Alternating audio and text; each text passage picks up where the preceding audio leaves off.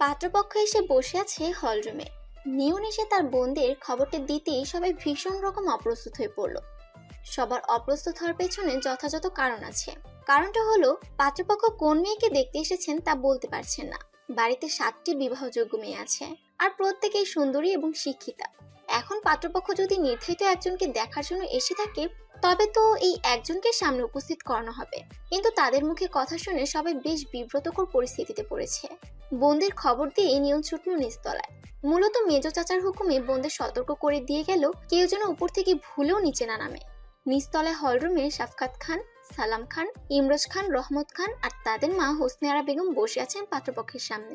হোসনে আরা বেগম ভীষণ হাসি খুশি মুখ করে পাত্রের মা খালার সাথে নিজেদের দেশের বাড়ির আলাপ চালিয়ে দিয়েছেন এতক্ষণে। মাকে এমন করতে দেখে শাফকাত খান বললেন, আম্মা, আপনি একটু এসব কথা রাখেন তো। তারা আমাদের বাড়িতে একটা দরকারে এসেছে। এখন সেই দরকারি কাজটা মিটমাট না করে তো আমরা অন্য আলাপে যেতে পারি না। হোসনে আরা বেগম নড়ে চড়ে বসলেন ছেলের কথা শুনে। পাত্রের মাকে বললেন, তয় আপনারা আমার কোন নাতিনরে দেখবার চান সেটা তো বলেন নাই এখনো। পাত্রপক্ষের সাথে আসা মহিলা ঘটক পাত্রের মাকে কিছু বলতে না দিয়ে নিজেই বলতে লাগলেন, বড় মেয়েকে দেখতে আসছি। নিয়ন পাশ থেকে বলে উঠল, বড় আপু, তার তো এক ঠ্যাং নাই। সত্যি আপুকে দেখতে আসছেন? নিয়নের এত বড় মিথ্যা শুনে তার বাপ চাচা সবাই তার মুখের দিকে অগ্নিদৃষ্টিতে তাকালো। সেই দৃষ্টিকে নিয়ন পাত্তা দিল না। তার বাবা কিছু বলতে যাবে তার আগেই সেই ঘটক মাথা নেড়ে বলল, না না, বড় মেয়ে না, মেজো মেয়েকে দেখতে আসছি। খানবাড়ির কাজের মহিলা তখন ট্রেতে করে খাবার রাখতে আসে। মেজো মেয়েকে দেখতে আসছে কথাটা সে শুনে ফেলে। ট্রেটা রেখেই সে হুড়মুড় করে বাড়ির পেছনের দরজা দিয়ে বের হয়ে গেল। স্বভাব মতো পাশের বাড়ির বউটাকে খবরটা দিতে চলে গেল সে। এদিকে মেজো মেয়েকে দেখতে এসেছে শুনে বাড়ির সবাই তবদা খেয়ে মহিলার দিকে তাকিয়ে রইল। মাত্রই তো বলল বড় মেয়েকে দেখতে এসেছে। নিয়নও মহিলাকে কিছুক্ষণ পরখ করে বলল, মেজো আপু, সে তো এক চোখে দেখে না, রীতিমতো অন্ধ বলা চলে। তাকেই দেখতে এসেছেন? মহিলা বিষম খেলো কথাটা শুনে। তাড়াতাড়ি মাথা নেড়ে বলল, আরে না না, সেজো মেয়েরে দেখতে আসছি। খানবাড়িতে দুধ দিতে আসে একটা 15 বছরের একটা ছেলে। দুধের কলস দরজার সামনে রেখে যাওয়ার সময় কথাটা সে শুনে ফেললো। শুনেই দৌড়ে বাড়ি থেকে বের হয়ে গেল। খবরটা একজনকে না দিলেই নয়। খানবাড়ির সকলে এতক্ষণে বুঝে গেছে এরা নির্দিষ্ট কাউকে দেখতেই আসেনি। বাড়িতে যে অনেকগুলো বিবাহযোগ্য মেয়ে আছে সেটা জেনেই এসেছে। তারা ভেবেছে ঘরের মেয়েকে পণ্যের মতো পছন্দ করবে, এটা না ওটা এভাবে নিবে। বাড়ির সবচেয়ে কঠোর পুরুষ সালাম খান নিয়নকে চোখ দিয়ে ইশারা দিতেই সে সাহস পেল। চাচার ইশারা সে বুঝতে পেরেছে। সেজো আপার তো একটা হাতি অকেজো। সত্যি সেজো আপাকে দেখতে এসেছেন? মহিলার এবার কপাল বেয়ে ঘাম ছুটে গেল। আসলেই তিনি খবর পেয়েছেন এই বাড়িতে বিয়ের উপযুক্ত সুন্দরী মেয়ে আছে অনেকগুলো। সবাইকে দেখে যাবে এই ফোন দিয়ে এটে এসেছিল। কিন্তু এসব শুনে তার নিজেরই মাথা ঘুরছে। মহিলা ইতস্তত দৃষ্টিতে পাত্রের মা আর খালার দিকে তাকালেন। তারাও বেশ বিব্রত বোধ করেছেন মহিলার কাজে। তাদের তো বলা হয়েছিল মেয়ে একটা দেখতে যাবে, সব ঠিক করা আছে। তারা দুজনেই বেশ লজ্জায় পড়ে গেলেন। পাত্রের খালা খুব রেগেও গেলেন মহিলার এমন কাজে। ধমকে উঠে বললেন, আপনি কি মশকরা পেয়েছেন? আপনি এতজনের কথা কেন বলছেন? আপনি আসলে একজনকে ঠিক করে দেখাতে এনেছেন তো আমাদের? পাত্রের খালার কথা শুনে খানবাড়ির সকলে বুঝলো সমস্যাটা এই ঘটক লাগিয়েছেন। তাই সাফকাত আলম মহিলার উদ্দেশ্যে বললেন, আপনি আসলে আমাদের বাড়ির কোন মেয়ের জন্য প্রস্তাবটা এনেছেন? মহিলা ভ্যাবলার মতো বলল, আপনার বাড়িতে মেয়ে কয়টা? সালাম সাহেব এমন কথা শুনে গর্জে উঠলেন। বললেন, আমাদের বাড়িতে মেয়ে কয়টা বলতে আপনি কি বোঝাতে চাইছেন? আমাদের বাড়িতে যদি এখন 10টা মেয়ে থাকে তবে কি আপনি 10 জনকেই দেখবেন নাকি? জি, দেখলে ভালো হয়। কথাটা বলে মহিলা দাঁত দিয়ে জিব্বা কাটে। ইস, ভুল কথা বলে ফেলেছি ভুল জায়গায়। নিয়ন হাসছে মিটমিট করে। তার বেশ মজা লাগছে। এমন মজার ঘটনা সাক্ষী সেই প্রথম হলো। পাত্রের মা এবার মুখ খুললেন। বেশ লজ্জিত গলায় বললেন, ভাই সাহেব, আমরা আসলে জানতাম না এমন কিছু হবে। আমাদের তো বলা হয়েছিল একটা পাত্রী দেখতে যাচ্ছি, সবই ঠিকঠাক। এমন কিছু যে হবে আমরা সত্যিই জানতাম না। আসলে এত কিছু ভাববার আর দেখার সময় পাইনি। অনেক বলার পর ছেলেকে বিয়ের জন্য রাজি করিয়েছি। মন যেন না ঘুরে যায়, তাই খুব দ্রুত সবকিছুর ব্যবস্থা করতে চেয়েছিলাম। এমন যে হবে ভাবিনি। আমরা সত্যিই ভীষণ দুঃখিত। সাফকাত সাহেব বললেন, দেখুন, আমাদের তো মেয়ে দেখানোতে আপত্তি নেই। বিবাহযোগ্য মেয়ে আমাদের আছে, আর তাদের সুপাত্রে দান করতেই আমরা চাই। এখন আপনারা যদি সঠিকভাবে একজনকে দেখতে চাইতেন বা সেই মনোবাসনা নিয়ে আসতেন তবে আমাদের আপত্তি ছিল না। আমাদের আসলে আরেকটু খোঁজ নেওয়ার দরকার ছিল। তবে এখন যদি আপনাদের বড় মেয়েকে একটু দেখাতেন। না আসলে বাড়ির বড় মেয়ে যখন অবিবাহিত আছে তখন তাকেই দেখি। নিয়ন বলে উঠল, বড় আপু তো। থাক বাবা, যেমনই হোক দেখে যাই, ঠ্যাং নাই পা তো আছে। নিয়ন সহ সবাই চুপ করে গেল। নিয়নের মজা ঘটক না বুঝলো পাত্রীমা ঠিকই বুঝেছেন। সালাম খান সহ বাকি সবাই তাদের বড় ভাইয়ের দিকে তাকাতেই তিনিও মাথা নাড়েন। ইমরোজ খান নিয়নকে বললেন, যাও তোমার বড় আপুকে বলো তৈরি হয়ে নিচে আসতে। নিয়ন ছুটে গেল উপরে। বোনেরা সবাই তখন দোতলায় সেজজন অর্থাৎ সুজানার রুমে ছিল। নিয়ন এসে বলল, বড় আপুকে দেখতে চাইছে, তাড়াতাড়ি তৈরি হয়ে নিচে যেতে বলল। বাড়ির বড় মেয়ে অরোরা তখন সুজানা চুলে তেল মালিশ করে দিচ্ছিল। ছোট ভাইয়ের কথা শুনে বিরক্ত হলো, বলল, ছেলে এসেছে? না। এখন তাহলে আমি বুঝবো কি করে ছেলে কতটা হাইজিন মেইনটেইন করে? নিয়ন বড় বোনের দিকে হতাশ দৃষ্টিতে তাকিয়ে রইল। এই বড় আপুর বিয়ে করা নিয়ে কোনো সমস্যা নেই, সমস্যা হলো এক জায়গায়, ছেলে কতটা পরিষ্কার পরিচ্ছন্নতা মেনটেন করে সেটা নিয়ে তার মাথা ব্যথা। বেশ কয়েকটা পাত্রকে রিজেক্ট করেছে সে হাইজিন মেনটেন না করার জন্য। এই যেমন গতবারের পাত্রটার কথা বলা যায়। গতবার একজন বিজনেসম্যান এসেছিল, বেশ বড় লোক, বংশ বড়। বড় আপুর সেসব নিয়ে মাথা ব্যথা নেই। সে ছেলেকে দেখলো, দেখতে সুন্দর, কথা সুন্দর, সব ঠিকই ছিল। যখন দেখলো ছেলেটা নাক খুঁটে চায়ের কাপে হাত দিয়েছে তখনই তার গা ঘৃণায় রিরি করে উঠলো। ছেলেটা ওয়াশরুমে যেতে চাইলে অরোরা ছোট্ট একটা পরীক্ষা করার জন্য নিয়নকে আর রিজভিকে বলে ওয়াশরুমের হ্যান্ডওয়াশ যা ছিল সব সরিয়ে ফেলে। ছেলেটা ওয়াশরুমে গিয়ে মলমূত্র ত্যাগ করে বেরিয়ে এসে ওভাবে খেতে বসেছিল। পরে অরোরা কি বলবে, নিয়ন আর রিজভি তো ঘৃণায় বমি করে দিতে চাইলো সেখানে। পরে ছেলের আনহাইজেনিক কাজকর্ম তুলে ধরে অরোরা যখন বিয়ে ভাঙে তখন তার দাদি তো রাগ করে তাকে উপাধি দেয় সূচিবাই রোগী। কিন্তু ব্যাপারটা তেমন নয়, অরোরার ওসিডি নেই। সে একটা মানুষ থেকে মিনিমাম ততটুকু পরিষ্কার পরিচ্ছন্নতা আশা করে যতটুকু দরকার। এই ভদ্র সমাজে অনেকেই আছে যারা উপরে খুবই ফিটফাট কিন্তু ভেতরে ভীষণ নোংরা। অরোরা সে সকল লোকের সংস্পর্শে যেতে চায় না। পাত্র দেখতে যেমনই হোক, পরিষ্কার পরিচ্ছন্নতা যদি তার মধ্যে থাকে অরোরা নিশ্চিন্তে কোনো কথা না বলে তাকে বিয়ে করে নেবে। আফসোস এখন পর্যন্ত মন মতো কাউকে পায়নি সে, যার ফলে বিয়েটাও করা হয়ে ওঠেনি। বয়স 27-এ গিয়ে ঠেকেছে। প্রেম ভালোবাসা এই কারণেই তার ধারা হয়নি। অরোরাকে দেখবি শুনেই সবাই ছুটোছুটি শুরু করে দিল। অরোরা একটা সুন্দর জামরঙা শাড়ি পরে নিল। যদিও সে শাড়ি পরা ছিল কিন্তু সেটা ঘরে পরার, বাহিরের কারোর সামনে তো আর সেই সাজ পোশাকে যাওয়া যায় না। আর যদি হয় পাত্রপক্ষ তাহলে তো কথাই নেই। অরোরা চুল বেনি করতে করতে এরিনার দিকে তাকালো, বলল, টুনি এসেছে? এরিনা হলো বাড়ির চতুর্থ কন্যা, একটা পাবলিক বিশ্ববিদ্যালয়ে অধ্যয়নরত আছে। অরোরার আপন বোন, দেখতে অরোরার মতোই অনেকটা। এতক্ষণ সে বোনকে সাজিয়ে দিচ্ছিল। বোনের প্রশ্ন শুনে বলল, না, কলেজ তো 2টায় ছুটি হওয়ার কথা। ও, ভাইরা কেউ বাড়ি নেই? নিয়ন আছে, রিজবি তো স্কুলে, আর বড় ভাইয়ারা সব তো অফিসে। অরোরা একবার রুমে থাকা সব বোনের দিকে চোখ বুলিয়ে নিল। মেজ বোন মেহনাজ বিছানায় অর্ধশোয়া অবস্থায় ফোনে ব্যাকিং ভিডিও দেখছে, আর সেজ বোন সুজানা তাদের পঞ্চম আর ষষ্ঠতম বোন ক্যামিলি আর কামিনীর সাথে গল্প করছে বড় বোনের বিয়ে নিয়ে। ক্যামিলি আর কামিনী খুবই উচ্ছ্বসিত দেখে বোঝা যাচ্ছে। অরোরা একটু হাসলো। এই যমজ দুটোকে এত ভালো লাগে তার, পুরো একরকম চেহারা, একটুও তফাৎ নেই। এখন পর্যন্ত তার বাবা মাও তাদের মাঝে মধ্যে ঠিক চিনে উঠতে পারে না, তবে অরোরা পারে, তাদের বড় ভাইয়াও পারে। অরোরা মাঝে মাঝে এটা ভেবে অবাক হয় বড় ভাইয়া কি করে বোঝে। সে না হয় একসাথে থাকে, বোনদের গোপন কথাগুলো জানে, তাই চিনে ফেলতে পারে। কিন্তু ভাই তো যোজন যোজন দূরত্ব বজায় রাখে সবার থেকে, তারপরও কিভাবে পারে? অনেকবার জিজ্ঞেস করতে চেয়েও সে জিজ্ঞেস করতে পারেনি। ভাইয়ের চোখের দিকে তাকাতেই তার ভয় হয় এখনো। আজমেন বসের রুমে ফাইল জমা দিতে ঢুকেছে থেকেই বাড়ি থেকে একের পর এক কল আসছে। এতবার কল আসে সে দুশ্চিন্তায় পড়ে যায়। এদিকে বস কি মনে করবে সেই ভেবে কল রিসিভ করছে না। তার পাংশুটে মুখ দেখে তার বস নিব্রাস চৌধুরী বলে উঠলেন, আপনি কলটা রিসিভ করতে পারেন মিস্টার আজমাইন। আজমেন তাড়াতাড়ি কলটা রিসিভ করতে তার ছোট চাচি জানালেন অরোরাকে দেখতে এসেছে পাত্রপক্ষ। সে যেন বাড়িতে ফিরে তাড়াতাড়ি। আজমেন কলটা কাটার পর ইতস্তত করে বলল, স্যার আমার এখন একটু ছুটি প্রয়োজন, ইটস আর্জেন্ট স্যার, আমার ছোট বোনকে পাত্রপক্ষ দেখতে এসেছে। কথাটা শুনেই নিব্রাসের স্তব্ধ হয়ে গেল। আজমেনের ছোট বোনকে দেখতে আসছে মানে? সে বলল, আপনারা ওকে এখনই বিয়ে দিয়ে দিচ্ছেন। স্যার বাবা চাচারা দিচ্ছেন বিয়ে, আর তাছাড়া ওর মতো আছে। ওর মত কি করে থাকতে পারে, ও এখনো ছোট। না স্যার, বিয়ের বয়স তো হয়েছেই স্যার, ছুটিটা যদি। নিব্রাস কিছুক্ষণ এদিক ওদিক তাকিয়ে দম নেয়, তারপর বলে, চলুন আমি আপনার সাথে যাই, আপনার চাচা বলেছিলেন একবার যেতে, কি দরকারে ডেকেছেন সেটা জেনে আসি। আজকে সময় আছে, পরে সময় নাও থাকতে পারে। মেহনাজ সবেমাত্র মোবাইল চার্জে লাগিয়ে বিছানা ছাড়তে নেয়, অমনি একটি বিদেশি নাম্বার থেকে কল আসে তার ফোনে। রিসিভ করতেই একজন গর্জে উঠে বলল, শুনছি পাত্রপক্ষ এসেছে তোকে দেখতে। খবরদার মেহু, পাত্রপক্ষের সামনে গেলে আমি তোকে মেরে ফেলবো, একেবারে জানে মেরে দিব। আমি ছাড়া আর কারোর সামনে তুই যাবি না। মেহনাজের চোয়াল রাগে শক্ত হয়ে এলো। সে থমথমে গলায় বলল, তুই কি এত কথা বলার? আমি পাত্রপক্ষের সামনে যাব, বিয়েও করব, দরকার পড়লে আজই বিয়ে করব। তুই এখনো চিনিস নাই আমাকে।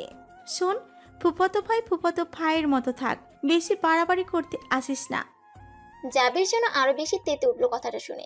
বলল, বেশি শখ না তোর বিয়ের? দাঁড়া আসছি আমি, তোর বিয়ের শখ ভালোভাবে মেটাবো। জাবির কলটা কেটে দিতে মেহনাজ কিছুক্ষণ চোখ বন্ধ করে নিজেকে শান্ত করার চেষ্টা করলো। এই বেয়াদবটার সাথে কথা বলে তার রাগে গা কাঁপে। কামিনী ফুরফুরে মন নিয়ে দোতলার করিডোরে বেয়ে হাঁটছিল। তখনই দেখা মিলল বাড়ির বড় ছেলে আবিয়াজের। সিঁড়ি বেয়ে উপর উঠছিল সে। তাকে দেখে কামিনী হাঁটা থামিয়ে দাঁড়িয়ে পড়লো। তার বুকের ভেতর বাদ্যযন্ত্র বাজতে লাগলো সবসময়ের মতো। ফর্মাল স্যুট পরা, গম্ভীর, সুদর্শন, দীর্ঘ গড়নের এই আবিয়াজকে দেখলে কামিনীর সবসময় এমনই হয়। আবিয়াজ কামিনীর পাশ দিয়ে যাওয়ার সময় তাকে একবার তাকিয়ে দেখলো শুধু। তার তীক্ষ্ণ দৃষ্টি আর পুরুষালী পারফিউমের গ্রানে কামিনী বেসামাল হয়ে পড়লো। দৃষ্টি নত করে সামনে এগোতেই শুনতে পেল ভরাট পুরুষালী কণ্ঠস্বরটা, নিচে কোথায় যাচ্ছ তুমি? কামিনী কেঁপে উঠলো আরো একবার। পেছন ফিরে আবিয়াজের দিকে তাকালো। আবিয়াজের দৃষ্টি তার দিকেই ছিল, আর সেই দৃষ্টিতে চোখ তুলে তাকানোর সাহস কামিনীর নেই। তাই সে বলল, মায়ের কাছে যাচ্ছিলাম। যাবে না, নিচে গেস্ট আছে, তারা যাওয়ার পরই নিচে নামবে। যাও, নিজের রুমে যাও। কামিনী গেল না। আবিয়াজ ধমকে উঠলো। কি বলেছি শুনতে পাওনি তুমি? কামিনীর পিলে চমকে উঠলো। সে তাড়াতাড়ি 3 তলা সিঁড়ির দিকে এগিয়ে যেতে যেতে বিড়বিড় করে বলল, যাচ্ছি তো, সবসময় এত বকাবকি করার কি আছে? আদর করে বললে কি হয়? আবিয়াজ শুনলো কিন্তু কোনো প্রতিক্রিয়া দেখালো না। কামিনীর কার্যকলাপ তার ভালো লাগে না, লাগবেই বা কেন? 21-এর যুবতী 17 বছরের কিশোরের মতো আচরণ করলে কার ভালো লাগে? মোড়ের মাথায় নিয়ন দাঁড়িয়ে আছে, তার হাতে স্প্রিং বল। একটু পর পরই সে সামনে তাকিয়ে দেখছে। ছোট চাচা বলছেন সে যেন বাড়ির সবচেয়ে ছোট মেয়ে টুনিকে মোড়ের মাথায় গিয়ে বলে দেয় আজকে বাড়িতে সদর দরজা দিয়ে না প্রবেশ করে পেছনের দরজা দিয়ে ভেতরে প্রবেশ করে। এই কাজের পেছনের কারণ হলো পাত্রপক্ষের চোখে যেন সে না পড়ে, বিশেষ করে ওই ঘটক মহিলার নজরে যেন না পড়ে। মহিলা চরম অভদ্র। রিজবি তখন ললিপপ খেতে খেতে আসছিল। ভাইকে রাস্তায় এমন উকিঝুঁকি দিতে দেখে বলল, ছোট ভাইয়া কি করছো? নিয়ন পেছন ফিরে রিজবির দিকে বিরক্ত চোখে তাকালো। তারপর রিজবির অন্য হাতে থাকা ললিপপের বক্স থেকে একটা বের করে মুখে পুরে বলল, টুনিকে দেখেছিস? টুনিয়াপুর কলেজ তো অন্য রোডে, আমার স্কুল তো এদিকে। হাত দিয়ে রাস্তাটা দেখালো রিজবি। তারপর বলল, কেন, কি হয়েছে? বড় আপাকে দেখতে এসেছে। তাই নাকি? এবারও ভাঙবে মনে হচ্ছে। রিজবি হাসলো কথাটা বলে। নিয়ন আরো একবার রাস্তার দিকে তাকিয়ে বলল, এবারেরটা হয়ে যেতেও পারে। ছেলে ডাক্তার শুনে আপা একটু নরম হয়েছে। শোন, তুই বাড়ি যা, আপাদের সবাইকে তো আজ ঘর বন্দি রাখা হবে।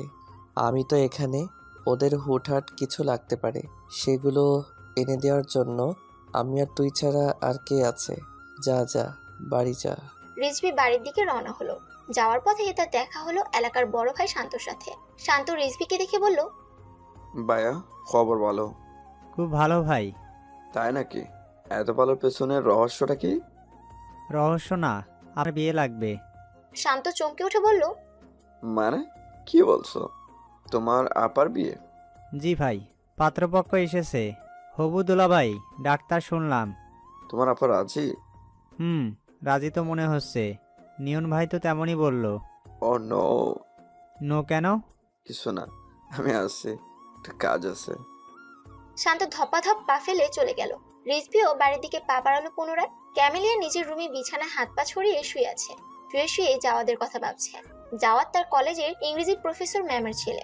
কলেজ জীবনে জাওয়াদ সে প্রথম দেখে, এরপর থেকে তাকে ভালোবাসে। কতবার প্রকাশ করেছে নিজের ভালোবাসা বেহার মতো, তারপরেও কোনো সাড়া পায়নি। জাওয়াদ যেন তাকে সহ্য করতেই পারে না। ক্যামেলিয়ার হুট করে গতকাল রাতে দেখা নাটকের কথা মনে পড়ে গেল। সেখানে নায়ককে ভালোবাসার কথা স্বীকার করানোর জন্য নায়কে মিথ্যে বিয়ের অভিনয় করে, আর নিজের কাজেও সফল হয়। ক্যামেলিয়া মেয়ে মানুষ, সে বুঝতে পারে কে তাকে পছন্দ করে আর কে করে না। জাওয়াদ যদিও মুখে বারবার বলেছে সে পছন্দ করে না, কিন্তু তার চোখের ভাষা ক্যামেলিয়ার কাছে অন্যরকম মনে হতো ভালোবাসে কিন্তু প্রকাশ করে না। আচ্ছা, আজকে একবার সেই পদ্ধতিটা অ্যাপ্লাই করে দেখলে কেমন হয়? যদি জাওয়াত তাকে ভালোবেসে থাকে তবে তো আসবে, তা জানাতে, আর না বাসলে আসবে না। আর ক্যামেলিয়াও আর পাগলের মতো তার পিছু পিছু ঘুরবে না। সে ঠিক করে নিল আজ একটা হেস্তনেস্ত করেই ছাড়বে সে। গ্যালারি খুঁজে নিজে একটা শাড়ি গহনা পরা ছবি সে হোয়াটসঅ্যাপে জাওয়াতকে পাঠিয়ে দিল। নিচে লিখলো, অনেক ঘুরেছি, আর ঘুরবো না। আমি এবার বুঝে গেছি একটা কথা, আমরা যাকে ভালোবাসি তার পেছনে না ছুটে যে আমাদের ভালোবাসে তার কাছে যাওয়া ভালো। আমিও সেটাই করছি, আমাকে যে চাইছে তার কাছেই যাচ্ছি। আপনি ভালো থাকবেন। আমার কৃতকর্মের জন্য আমি দুঃখিত ভাইয়া। এরপর সবকিছু থেকে সে জাওয়াতকে ব্লক করে দিল। জাওয়াতকে ভাইয়া ডাকতো না সে, কিন্তু আজ ভাইয়াও বলেছে। যে ছেলে সাইয়া হতে চায় সেই ভাইয়া ডাক নিশ্চয়ই মেনে নিবে না। এরিনা সবেমাত্র গোসল সেরে চুল মুছতে মুছতে বারান্দায় এসে দাঁড়ালো। তখনই দেখলো তাজওয়ার দাঁড়িয়ে আছে রাস্তার ওপাশে। এরিনাকে দেখেই ফোন হাতে নিল, তারপর কাউকে কল দিয়ে ফোনটা কানে তুললো। এরিনা বুঝলো কলটা তার কাছেই এসেছে। রুমের ভেতরে ঢুকে দেখলো তার ফোন বাজছে। রিসিভ করতে কাতর স্বরে তাজওয়ার বলল, কিভাবে পারো এমনটা করতে? এরিনা অবাক হলো। বারান্দায় এসে তাজওয়ারের দিকে তাকিয়েই বলল, কি করেছি? তোমার বাড়িতে পাত্রপক্ষ এসেছে কিনা সেটা বলো। হ্যাঁ, এসেছে। ছেলে ডাক্তার? তেমনই শুনলাম। তোমার পছন্দ হয়েছে?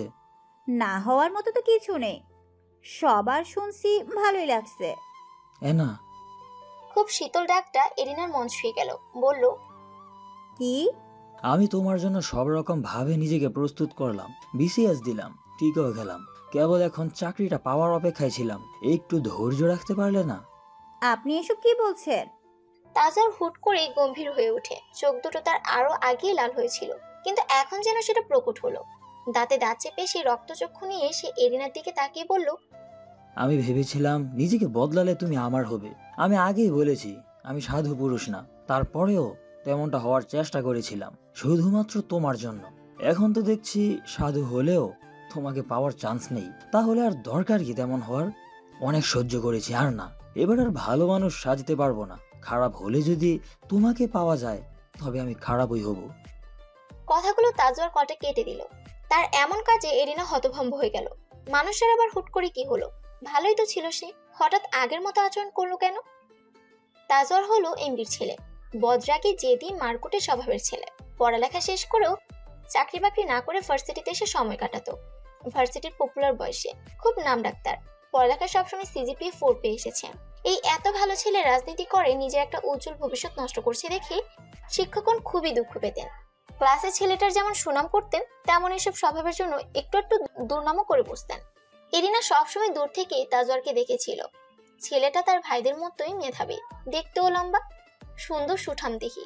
কিন্তু তার ভাইয়ারা এমন লাফাঙ্গা না কেউই। এটা ভেবে সে মুখ ফিরিয়ে নিত ছেলেটা থেকে। তাজওয়ারের সাথে তার প্রথম সাক্ষাৎ ঘটে ক্যান্টিনে। বেশি কিছু না, তাজওয়ার শুধু তাকে সামনাসামনি দেখেছিল, ব্যাস। তারপর থেকেই ভার্সিটির জাতীয় ভাবের খেতাব সে পেয়ে গেল।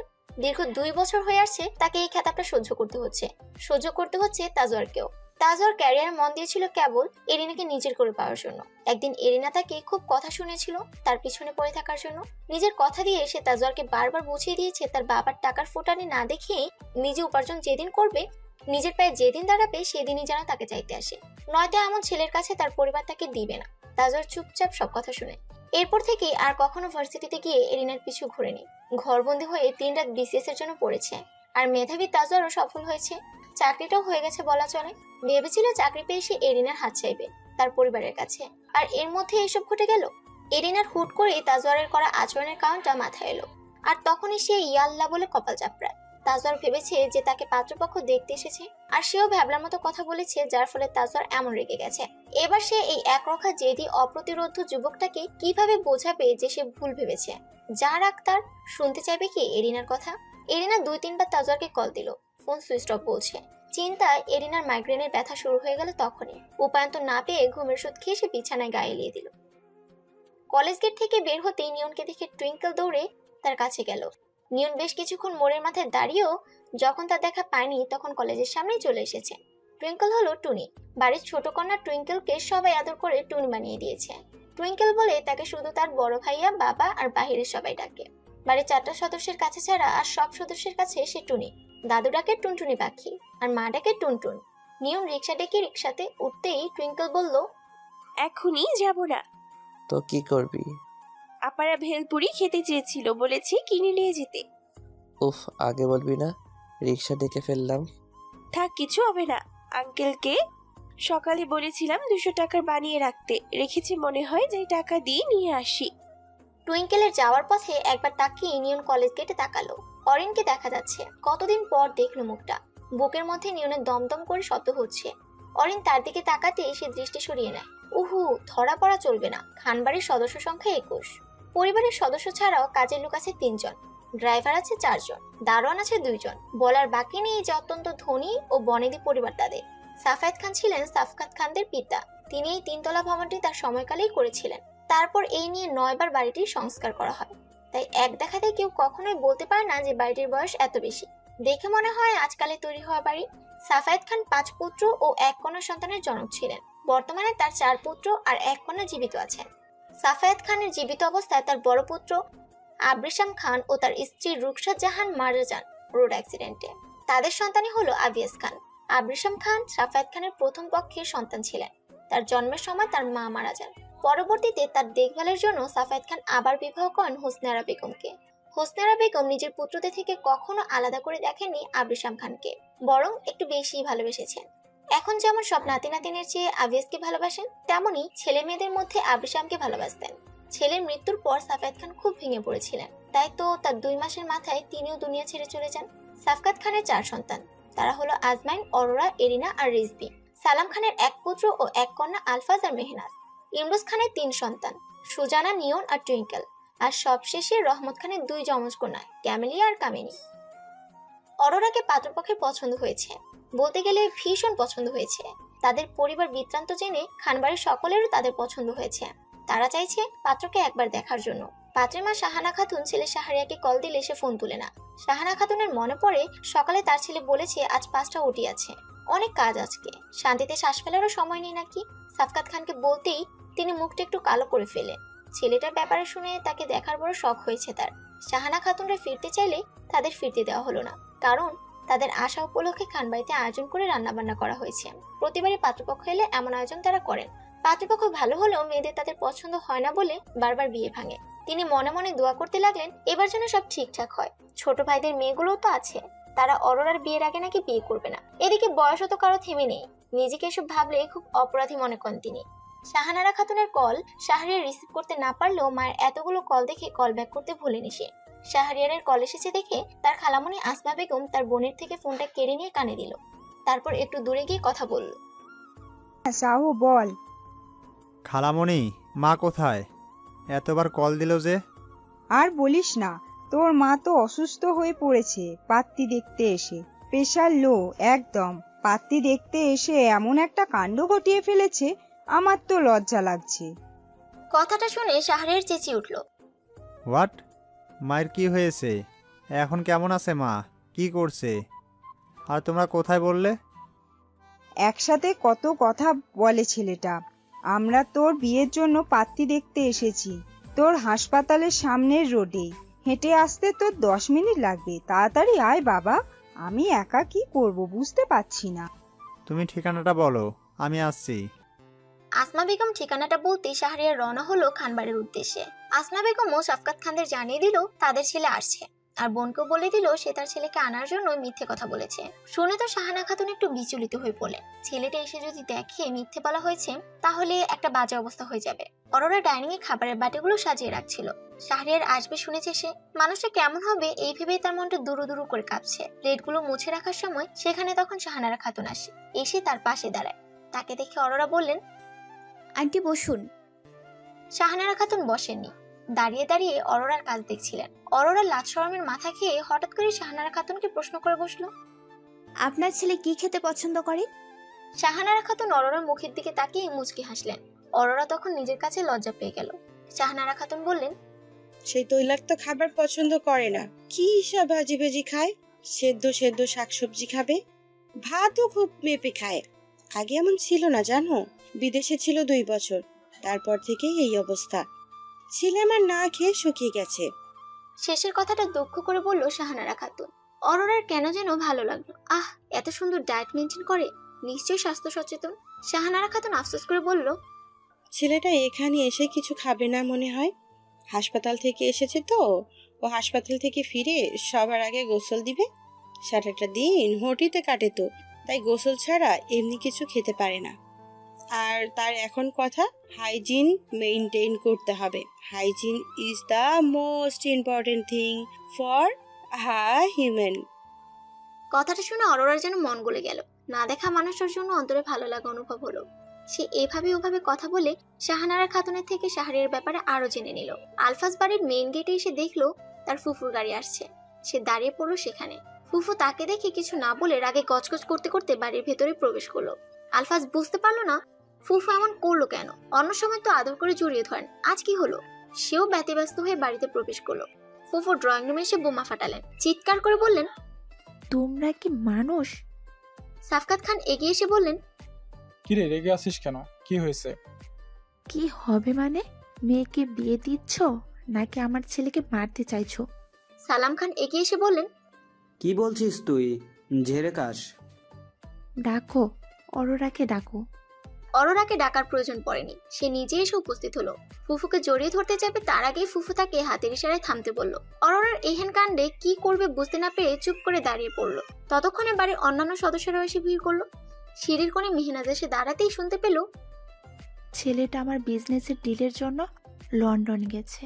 তার বাবা কত আশা ভরসা নিয়ে ছেলেকে পাঠিয়েছে। এখন সে ছেলে কোটি কোটি টাকা লস করে বিজনেসের ডিলটা ফেলে দেশে ফিরে আসছে। জানো কার জন্য এমন কাজ করেছে? তোমাদের মেয়ে অরোরার জন্য। সে নাকি বিয়ে করবে আজকে। ছেলে আমার বলেছে যদি আজ বিয়ে করে সে নাকি প্লেন থেকে চাপ দেবে। কথাটা বলেই ফুফু হু হু করে কেঁদে উঠলেন। তাকে অরোরার মা আমেনা বেগম জোর করে সোফায় বসিয়ে শরবত এগিয়ে দিলেন খাওয়ার জন্য। এদিকে অরোরা কিং কর্তব্য বিমূঢ় হয়ে দাঁড়িয়ে আছে। জাবির এমনটা বলেছে? সত্যি সত্যি তার আর জাবিরের মধ্যে এমন সম্পর্ক কবে হলো? সবাই যখন একটা শখ পেয়ে ভাষাহারা হয়ে পড়েছে, তখন তাদের আরো বেশি শখ দিতে যেন বুয়া দৌড় এলেন বাহির থেকে। সদর দরজা দিয়ে ভেতরে প্রবেশ করতে করতে চেঁচিয়ে বলতে লাগলেন, ওরে আল্লাহ রে, এমপি আইসে রে, এমপি। কত গাড়ি লয়ে আইসে, কত বেড়া লগে, বেড়াগো হাতে আবার গুল্লি, কত বড় বড়। খানবাড়িতে বর্তমানে একটা থমথমে অবস্থায় বিদ্যমান। বাড়ি বড় থেকে ছোট সকলে একটা চিন্তায় পড়ে গেছে। হুট করে এমপি মহোদয়ের আগমন কাউকে স্বস্তি দেয়নি। হলরুমে বড় সোফাটির একপাশে বসেছেন তাদের স্থানীয় এমপি জৌহর চৌধুরী। তার বাম পাশে তার স্ত্রী রাইমা হাসান বসে আছেন। জৌহর চৌধুরী এসেই প্রথমে সকলের সাথে এমনভাবে কুশলাতি বিনিময় করলেন যেন তিনি কতদিনের চেনা পরিচিত কাছের মানুষ। সাফকাত খান বিচলিত হয়ে পড়লে তেমন একটা কথা বলতে পারেন না। এখন তার সে অবস্থাই হয়েছে। ছোট ভাই সালাম খান ভাইয়ের পরিস্থিতি বুঝতে পেরে নিজেই কথা বললেন, আপনাদের আগমনে আমরা খুবই খুশি হয়েছি ভাই সাহেব। তবে একটা প্রশ্ন না করলেই নয়, হুট করে এই সাধারণ মানুষগুলোর কাছে আপনারা কি মনে করে এসেছেন?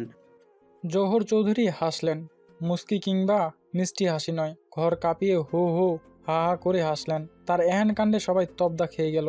লোকটা হাসছে কেন? বাড়িতে ছোটা কাজ করা মর্জিনা অরোরার কানের কাছে ফিস করে বলল, হ্যাঁ কি পাগল টাগল নি আফা? সাসামি একখান কথা জিগাইল, হ্যাঁ হা হা হো হো কইরা বেটকায়। শেষকালে কি আমরা এক পাগল রেনে ভোট দিলুম? অরোরা বিরক্ত চোখে তাকালো মর্জিনার দিকে, তারপর বলল, আহা, এসব কি ধরনের কথাবার্তা? ওনারা শুনতে পেলে তোমার খবর করে দেবে জানো। যাও এখন কিচেনে গিয়ে দেখো তো নাস্তা পানির আয়োজন কি করলো বুয়া। মর্জিনা চলে যেতেই অরোরা আবার সামনে সভায় মনোনিবেশ করলো। মেহনাজ এতক্ষণ উপরের সিঁড়িতে দাঁড়িয়ে থাকলো, এবার আর তর সইতে না পেরে নিচে এসে বোনের পাশে দাঁড়ালো। তার চোখে মুখে কৌতূহল দেখা যাচ্ছে, তবে সবার তুলনায় সেটা কম। বেশ কিছুক্ষণ পর নানান আলাপচারিতার পর সুস্পষ্ট হলো এমপি মহোদয়ের আগমনের কারণটা হলো তাদের বড় কন্যা অরোরাকে তার ছেলে তাজওয়ার খুব ভালোবাসে। এই মেয়ের জন্যই তার ছন্নছাড়া ছেলে একটা লাইনে ফিরেছিল। বিসিএস দিয়েছে, প্রশাসন ক্যাডারে টিকেও গেছে। এখন যার জন্য সে এত কিছু করলো, সেই মেয়েটি নাকি অন্যত্র বিয়ে করে নিচ্ছে, যা সে সহ্য করতে না পেরে বাড়িতে ভাঙচুর করেছে এবং মেয়েটাকে না পেলে বড় কোনো দুর্ঘটনা ঘটিয়ে ফেলার হুমকিও দিয়েছে। একমাত্র ছেলের এই দশা সইতে না পেরে তৎক্ষণাৎ ছেলেকে আশ্বস্ত করেন তিনি। স্ত্রী সমেত খান বাড়িতে পদার্পণ করেছেন। সবটা শুনে খানবাড়ির সকলে কিং কর্তব্য বিমূঢ় হয়ে পড়ল। অরোরার মাথাতেই যেন সবচেয়ে বড় বাসটা পড়লো। সালাম খান গুরু গম্ভীর মুখ করে ভাতিজির দিকে তাকালো। তার মানে এতদিন ধরে এতগুলো বিয়ে ভাঙার কারণ এই ছিল? শাহানারা খাতুন আর আসনা বেগম কথাটা শুনে মর্মাহত হলেন। মেয়েটিকে তাদের ভীষণ পছন্দ হয়েছিল। মেয়েটিও তো আচার আচরণে তাদের পজিটিভ সাইন দিয়েছিল। তাদের চিন্তা হচ্ছে শাহরিয়াকে নিয়ে। এখনই হয়তো ছেলেটা চলে আসবে। এই পরিস্থিতিতে যদি সে এসে দেখে তবে নিশ্চয়ই একটা বড় ধরনের কিছু ঘটিয়ে ফেলবে। এরা তিনজনই নিজ নিজ কাজকর্মেই ছিল। তারা কে এসেছে না এসেছে সেদিকে এত একটা ধ্যান না দিয়ে নিজেদের নিয়ে মগ্ন। ক্যামিলিয়া নীরবে বসে ভাবছে জাওয়াদের প্রতিক্রিয়া কি হবে। কামিলের খুব খিদে পেয়েছে, সে ভাবছে কখন সব বিদায় হবে আর সে একটু ভাত খাবে। অন্যদিকে সুজানা ভাবছে কালকে ভার্সিটিতে গিয়ে ইয়াসিরকে জেলাস ফিল করানোর জন্য রৌনকের বাইকে চড়বে। সুজানার ভাবনার মাঝে সে বারান্দা থেকে ভেসে আসা একটা চিৎকার শুনতে পেল। চেনা গলা বুঝতে পেরেই সে বারান্দায় গেল দ্রুত। নিচে ইয়াসির দাঁড়িয়ে আছে, তার চোখে মুখে রাগ আর ক্ষোভ প্রকাশ পাচ্ছে। সুজানাকে দেখিয়ে বলল, কি শান্তি পাস তুই? হ্যাঁ, কি শান্তি পাস? আমাকে কাঁদাতে তোর ভালো লাগে? তুই এত বেয়াদব কেন? সুজানা ভীতু চোখে আশেপাশে তাকালো। তার রুমটা বাড়ির পেছনের দিকে, বারান্দাটা একটু ব্যাক সাইডে হওয়াতে আর আশেপাশে আর বাড়িঘর না থাকায় কোনো মানুষের শোনার সম্ভাবনা নেই বলে স্বস্তি পায়। কিন্তু বাড়ির মানুষ যে শুনতে পাবে তা নিশ্চিত, আর বাড়ির কেউ শুনলেই মহা বিপদ হয়ে যাবে। সে রেলিং ধরে ঝুঁকে বলল, চুপ, আস্তে কথা বল ইয়াসিরের বাচ্চা। তুই চুপ কর বেয়াদব। বিয়ে করছিস তুই, আমাকে ছেড়ে অন্য কারোর সাথে সংসার করবি? দাঁড়া, তোর সংসার করার স্বাদ মেটাচ্ছি আমি।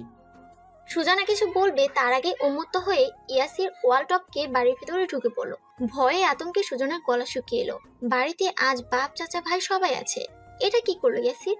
এখন নিশ্চয়ই বড় ধরনের কেলেঙ্কারি ঘটে যাবে। ইয়াসির যখন হলরুমে প্রবেশ করলো তখন এতগুলো মানুষ আর নিজেদের এমপি সাহেবকে দেখে সে বুঝলো আসলে বার্তাটা মিথ্যে ছিল না। সে এমপির ছেলে তাজওয়ারকে চিনে। ও তাহলে এই এমপির ছেলেকে দেখে এতদিন ইগনোর করছিল তাকে সুজানা। কে আজ এর একটা বিহিত করেই ছাড়বে। সে সামনে অগ্রসর হতে শুনতে পেল এমপি মহোদয় বলছেন, এবার বলুন, আমাদের পরিবারে মেয়েকে দিতে আপনাদের আপত্তি নেই তো? আমার আপত্তি আছে।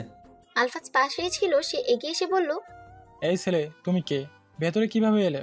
যেভাবে আপনারা আসেন সেভাবে এসেছি, পায়ে হেঁটে। জহুর চৌধুরী বুড়কুচকে বলল, তুমি কে? তোমার আপত্তি কেন থাকবে? আমার আপত্তি থাকবে না তো কার আপত্তি থাকবে? আপনি যে মেয়েটিকে পুত্রবধূ করতে চাইছেন সে আমার গার্লফ্রেন্ড। দীর্ঘ 4 বছর ধরে আমরা প্রেম করছি। বাড়ির সকলে এমন কথা শুনে অরোরার দিকে চকিতে তাকালো। অরোরার মাথা ঘুরে উঠল। এই ছেলে বলছে কি? সে তো চেনেই না। সাফকাত খান অরোরাকে ধমকে উঠে বলল, এই ছেলে যা বলছে তা কি সত্য? একের পর এক মিথ্যা অপবাদ আর সইতে পারলো না অরোরা। সেখানে ঝরঝর করে কেঁদে উঠল। এসির বুঝতে পারলো না অরোরা কেন কাঁদছে। সে হতভম্ব হয়ে গেল। শাহানারা খাতুনের এবার সত্যি প্রেশার বেড়ে গেল। হায় হায়, মেয়ের এতগুলো আশিক। আসমা বেগম স্তব্ধ হয়ে গেছেন। ঘটক মহিলা বসে বসে সব ঘটনা গিলছে আর বাড়ির সবগুলো মেয়েকে দেখার চেষ্টা করছে। মেহনাজকে দেখে সে প্রশস্ত হাসলো। বড়টা থেকে একটু বেশি সুন্দর। যাক, দুইটা সুন্দরী দেখা হয়েছে। বাকিগুলোকেও দেখতে পারলে সে বাঁচে। আরো 5-6 বাড়িতে মহিলা কথা দিয়ে এসেছে এই বাড়ি মেয়ে দেখাতে আনবে বলে। পকেটটা যে বেশ গরম হবে ভাবতে তার খুশিতে তিরিং বিরিং লাফাতে ইচ্ছে করছে। জহর চৌধুরী এবং তার স্ত্রী অরোরাকে এভাবে কাঁদতে দেখে এগিয়ে গেলেন তার কাছে। রাইমা হাসান অরোরার মাথায় হাত বুলিয়ে দিতেই সে কাঁদতে কাঁদতেই বলল, বিশ্বাস করুন আন্টি, আপনাদের ছেলের নামে প্রথম শুনেছি আমি। তাকে আমি চিনিও না। প্রেম ভালোবাসার সম্পর্ক তো দূরের কথা। রাইমা হাসান তার মাথায় হাত বুলিয়ে বললেন, প্রেম করনি সেটা তো আমার ছেলেও বলেছে, তবে তাকে চেনো না এটা কেন বলছো? তাও আর কিছু বলেছে তোমায়? কোনোভাবে কষ্ট দিয়েছে? মা, ছেলেটা একটু বদরাগী। রাগের মাথায় অনেক সময় অনেক কিছু বলে দেয়। সেসব কিন্তু মন থেকে বলে না। রাগ ভাঙতেই আবার নিজের কাজের জন্য অনুতপ্ত হয়। ছেলেটা আমার খুব ভালো। অরোরা দুদিকে মাথা নেড়ে মুখ বুঝে কাঁদতে লাগলো। ফুপু এবার আর চুপ করে থাকতে পারলেন না। অনেক নাটক দেখেছেন। তিনি অরোরার হাত ধরে টেনে নিয়ে রাইমা হাসানকে বললেন, আপনার ছেলেকে আমার ভাতিজি বিয়ে করতে যাবে কেন? সে আমার ছেলেকে বিয়ে করবে। আজ রাতে আমার ছেলে ফিরছে। দরকার পড়লে আজ রাতে বিয়ে দিয়ে দেব। রাইমা হাসান তবদা খেয়ে গেলেন। একবার অরোরার দিকে আরেকবার স্বামীর দিকে তাকালেন। জহুর চৌধুরীও অবাক হলেন। কিছু বলবেন তার আগেই তার ফোনে তাজওয়ারের কল আসে। তিনি রিসিভ করতেই তাজওয়ার ব্যাকুল হয়ে জানতে চাইল, বাবা কি বলছে ওরা? ও কি বলছে? বিয়েটা করবে তো? জহুর চৌধুরী হতাশ গলায় বললেন, ও তো তোকে চিনেই না বলছে। তাজওয়ার হিংস্র বাঘের মতো তেতে উঠল। কি কি বলছে ও? আমাকে চেনে না? আমাকে? আহা বাবা, তুমি শান্ত হও। অরোরা মা হয়তো এইরকম পরিস্থিতিতে ঘাবড়ে গেছে, তাই এমন কথা বলছে। মেয়েটা কাঁদছে। অরোরা মানে? অরোরাকে? তুমি এখন আবার ওর মতো কথা বলছো? আশ্চর্য! অরোরাকে চেনো না? তুমি অরোরাকে পুত্রবধূ করে আনার প্রস্তাব পাঠিয়ে নিজেই এখন বলছো সে কে? বাবা, অরোরা নয়, এরিনা। এরিনা? হলরুমে থাকা সবাই জোহর চৌধুরীর কথা শুনছিলেন এতক্ষণ। এরিনার নাম নিতেই আরও চমকে উঠলেন উপস্থিত সকলে। এই এত চমকের মধ্যে টুইঙ্কেল আর নিয়ন বাড়িতে প্রবেশ করলো। বাড়ির সামনে গাড়ির বহর দেখে আর অস্ত্রধারী লোক দেখে নিয়ন আর টুইঙ্কেল পিছনের দরজা দিয়ে প্রবেশের কথা ভুলে গেল। বাড়িতে এসেই বড় আবুকে সবার সামনে মাথা নত করে কাঁদতে দেখে টুইঙ্কেল ছুটে গিয়ে তার হাত ধরে বলল, কি হয়েছে আপা, কাঁদো কেন? দাদু কি মারা গেছে? মেহনাজ পাশ থেকে মৃদু ধমকের স্বরে বলল, টুনি, বাজে কথা বলো না, চুপ করে থাকো, নয়তো রুমে যাও। না, আমি এখানেই থাকবো। আপা কেন কাঁদছে? শাহরিয়ার উভ্রান্তের মতো খানবাড়ির সদর দরজা অবধি আসতেই থমকে দাঁড়ালো। তার সামনে বরাবর বাড়ির মধ্যেখানে এক শাড়ি পরিহিতা রমণী হেসকি তুলে কাঁদছে। কাঁদতে কাঁদতে তার চোখ আর ফর্সা মুখ লাল হয়ে গেছে। সেদিকে তাকিয়ে থাকতে থাকতেই শাহরিয়ার নিজের অবস্থান কাজ ভুলে গেল। সে কেবলই অপলক তাকিয়ে রইল অপরূপা সেই নারীর দিকে। জীবনের ৩৩টা বসন্ত পার হওয়ার পর এই প্রথম তার অনুভব হলো যে বসন্তের ফুল অবশেষে ফুটেছে তার হৃদয়ে। লাভ অ্যাট ফার্স্ট সাইটে তার কোনো কালেই বিশ্বাস ছিল না, কিন্তু আকস্মিক এক অচেনা নারীর এক ঝলকেই তার সেই অবিশ্বাসটা ভেঙে পড়ল। ফোন কান থেকে নামিয়ে জোহর চৌধুরী সাফকাত সাহেবের দিকে তাকিয়ে লজ্জিত গলায় বললেন, ভাই সাহেব, আমি সত্যিই দুঃখিত। আসলে আমাদের বোঝার মধ্যে ভুল ছিল। অরোরা নয়, আমার ছেলে এরিনাকে ভালোবাসে। অরোরা মাথায় হাত বুলিয়ে বলল, দুঃখিত মা, তোমাকে খুব পেরেশানিতে ফেলে দিয়েছে, ক্ষমা করে দিও মা। অরোরা কান্না থামিয়েছে। আঁচল দিয়ে চোখ মুছতেই আলফাজ বলল, এই ছেলেটা কি বলছে? ও যে বললো 4 বছর ধরে অরোরার সাথে রিলেশন আছে।